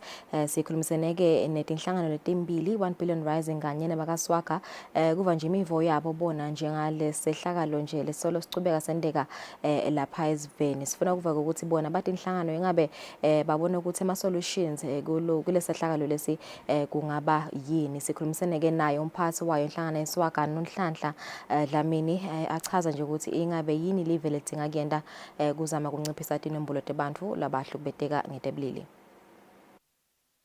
Ngokuqala nje ngaba ngilokusho ukuthi ekusebenteni kwethu ngalamacala ekuhlubeta sibonile ukuthi kude namunye umuntu lebavele bambulala nje kwekuqala vele kuqale kube khona lelisondvo lalokuhlukubeteka nayo usuke abona vele ukuthi kunekuhlukubeteka lokuthide lokukhona nemindeni kulesinye isikhathi isuke ibonile futhi yade ngoba lengifuna ukuchaza nje singakafiki lokho ukuthi ubona ngani ukuthi eMaswati nje asalalelela akade ukuthi kuhlukubeteka kulisondvo lelesithi icycle kunalomunye psychologist lo wenda licaningo kuma couples noma abantu labathandzanako eminyakeni lelishumi nathi ke siyihlangano ingungu emathemba sesina over 30 years sisebenta sesibonile lokuthi vele kulisondvo lelisondvo ke livama kusilicala ekhoneymoon lala kumnanzi khona konke uyathi abantu labathandzanako baya honeymoon lelo muntu noma ngabe angumhlukubede bakutshela ukuthi maye lapha uyatifaka uva ngazuthi banemona uva ngazuthi kuwe kukahle konke ngoba vele ni ku honeymoon utathi ungakabheki ke nisesekulanga honeymoon bese seliyathwasa ngoba lokuhlukubeteka kufanana nesimo selitulu la litulu nalithwasa khona malithwasa litulu uyalibona kuthinali liyeda limbi kepha awulati ukuthi litawuna nini nalokuhlukubeteka ke kuba kanjalo uyabona ukuthi yathi lo mfuta ugcina ngishayile lona but awati ukuthi utongishaya nini nalethwasa ke litulu emva kwaloko liyana liyagcoba njenganalebe lisigcobela nje litane match naligcoba ke vele kuyendeka kube khona lo limalako kuyendeka futhi kugcine kuphumena nesidumbu nangabe ke akakubulali seligcobile ukushayile wakulimata noma ngabe bohambile wayovula licala emaphoyiseni utawuhamba ngale takho tinyawo letimbili nase kubuyele la honeymoon ngoba kutase kuphinze kubuyela honeymoon uyocisha licala nanangabe umndeni bese uyingenile lenzaba itawusala ngabo wena kuwe sekumnanzi konke ngoba sowuxolisile wathi ngeke kuphinze kwenteke nako ke la kuqala kubona khona i red flag awusuyengwa ngule honeymoon ngoba utawuthi usekuyo la honeymoon liphinze lethwase uva sathi ngidakuphinza yabuyela ke icycle kanjalo enele sikhanzileke ukuthi ezingichubeka nihleti solo wena uhleti lana le cycle iya imfishane nangabe bekakushaya after 6 months utakushaya ngenyanga akushaya ngeliviki encenye sowushaya onke malanga wena so aba nje kudla kwekushaya solo ma red flags onke lawo lokumcokwa ke ukuthi wena ubreak le cycle uyibreaka kanjani ke le cycle abantu labanyende lokhanza ukuthi bahlukubeteka bayabinza bangede basho ukuthi hana mina ngiyashalana nginganxusa nje emaswatini labukele lana ukuthi nangabe uyeva ukuthi uyashaya hlaba inyanza leyo usengakafiki la kutaze kuphume isidumbu khona ngiyona ndlela leyo letawusisita singemaswati bese ke lokunye sekuba ngibo labahlukubetako kuthi noma ngabe kuthiwa lo muntu bekasayidlile le mali musa phela kusatha umphefumulo ungafana uhambe ufune itimvo takho tibuye emuva ufana uthinse nemndeni nami nje awami umfana sengiva ukuthi umuntu usofuna timpahla takhe kunekuthi ungambulala ngingafane ngitibhadalele tinfo kusinza umphefumulo naloko ukuthi ke lokunye lese sikubonile ngoba abantu bentangazuthi ngaso sonke isikhathi bantu besifazane ngibo labasuke bafuna imali kulomdvuna nyelo sekune trend lesha lesibonako lapha kungilabantu labadvuna labafuna le mali kulomfu wesifazane amtarget umuntu kuba ungathona uyamthanza mbamba lo mfu asende bo I love you laba 101 ngelanga kani nani ufuna le mali ufuna le moto utawuthi nase athi lo mfu wesifazane akasamfuni so yasuka umsindvo ke manje ngoba phela khona abantu labadvuna labakhona nabo labangafuni ngisho nekusebenta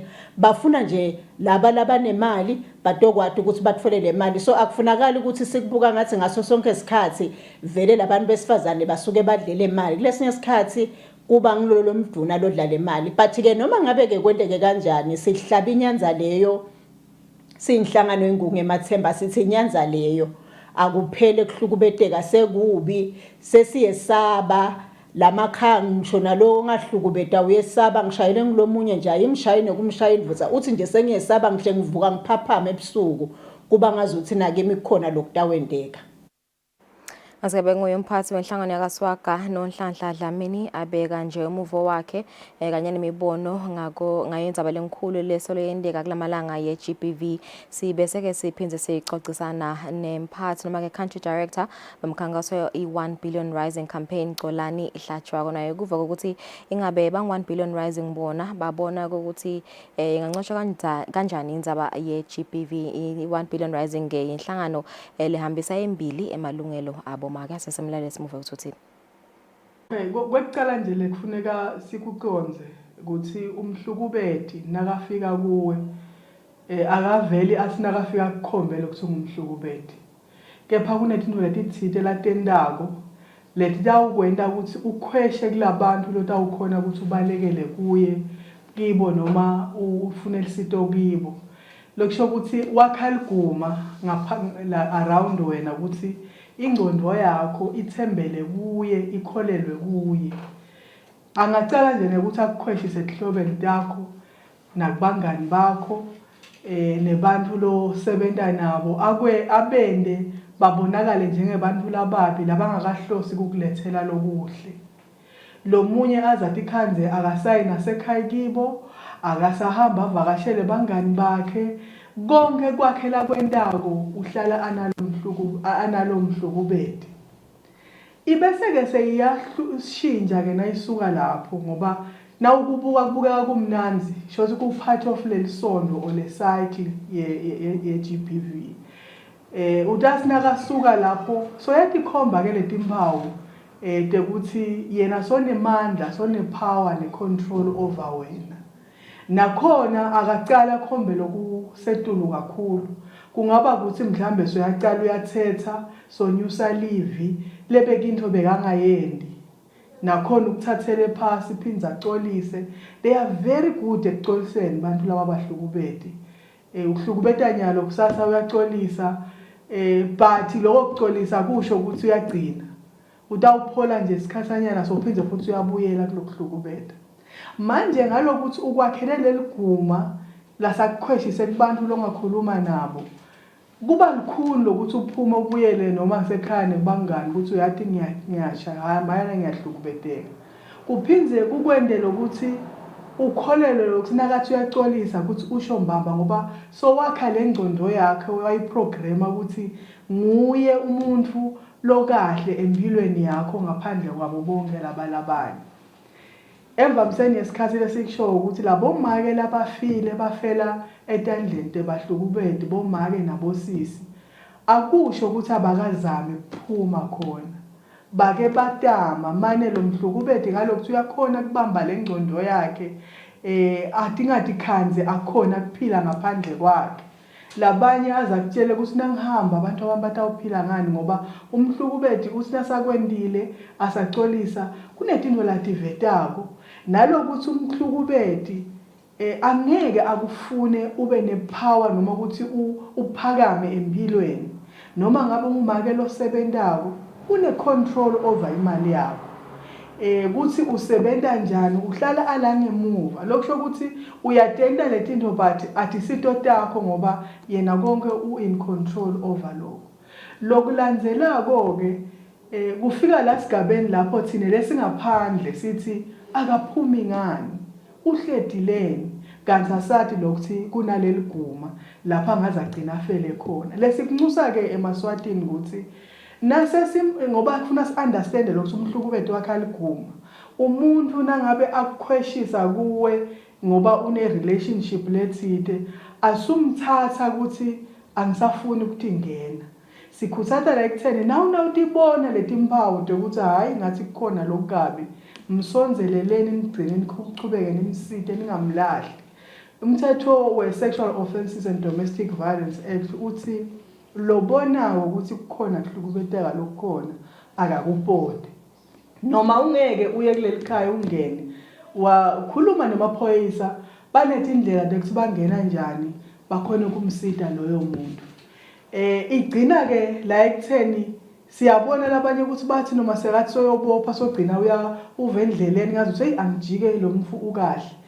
Nalokwesabiswa kuba kuningi lokwendekako kumuntu lohlukubetekayo. And lokwakha leliguma uphinze abe negenge yakhe lesupporta lesento sakhe sekuhlukubeta. Lotawuthi khanza uthi uyabaleka uyobikela bekhakhakho noma bangani bakhe ubakhanze bakhuluma lolwimi lwakhe ngoba sona lesekhi yebahlukubeti naye la igenge yakhe lecinzetelako. Lesikushoko nje ukuthi umuntu lohlukubetako nalo hlukubeti yena lobulela umuntu akakwendi yedwa kunalabanye labakhuthatha lesendo lesifisa ukuthi umthetho sengathi ungenta siqiniseke ukuthi nasibambe lo mhlukubeti akephinde sibafune naba labanye labathelele ekutheni lo mhlukubeti akhona ukuphumelela naleti njongo takhe. Ngulaba labatawala lona nakathi uyareporta bamthreatenishe kungaba ngumndeni. Ngulaba labatawukhuthata umhlukubeti bamnikela igunya ukuthi wena uyindvodza yalakhaya wena une right. Ngulaba labatawuniketa umuntu ibhayili bamnike nesibhamu latawuchubeka asebenze lesibhamu ukubulala lo muntu. So tonke letinto leto ngiletinye tatu ngulaba labente ukuthi kunyamalale lifayela lokwatiwa kahle ukuthi unemuntu ohlukubetekile. So tiningi letinto lekufanele sitende kulekelela kuze ukuthi sikucede lokuhlukubeta ngoba kubuka lo muntu munye kodwa kunanaba labanye lababhebhetelako nanaba lesibakhanzana ku social media bagceka bakhuthata ukuhlukubeta. Kulabanye kufuna ukuthi umthetho ubabuthe ubhekane nabo. Mbwele nguyekutola nhlatshwa loyo country director wenhlangano ye-1 billion rising campaign axwayisa nje sive semaswati ngetimphawu kumele ukuthi siticaphelisise kumumfulo ngumhlukubedi indzaba lenkulu ke lena njengoba nje namaphoyisa namhla tabekane Kusile khona lapha endasi kaManzini emanzini ebus rank asokumisa umkhankaso wokulwa ngekuhlukubeteka ngetebulili iGBV. Sibongela ukuthi nibe nathi namhla ekseni sithemba ukuthi indaba nempela somvo lenhle nalebusesekile sanibona ngemsombuluko nisale kahle.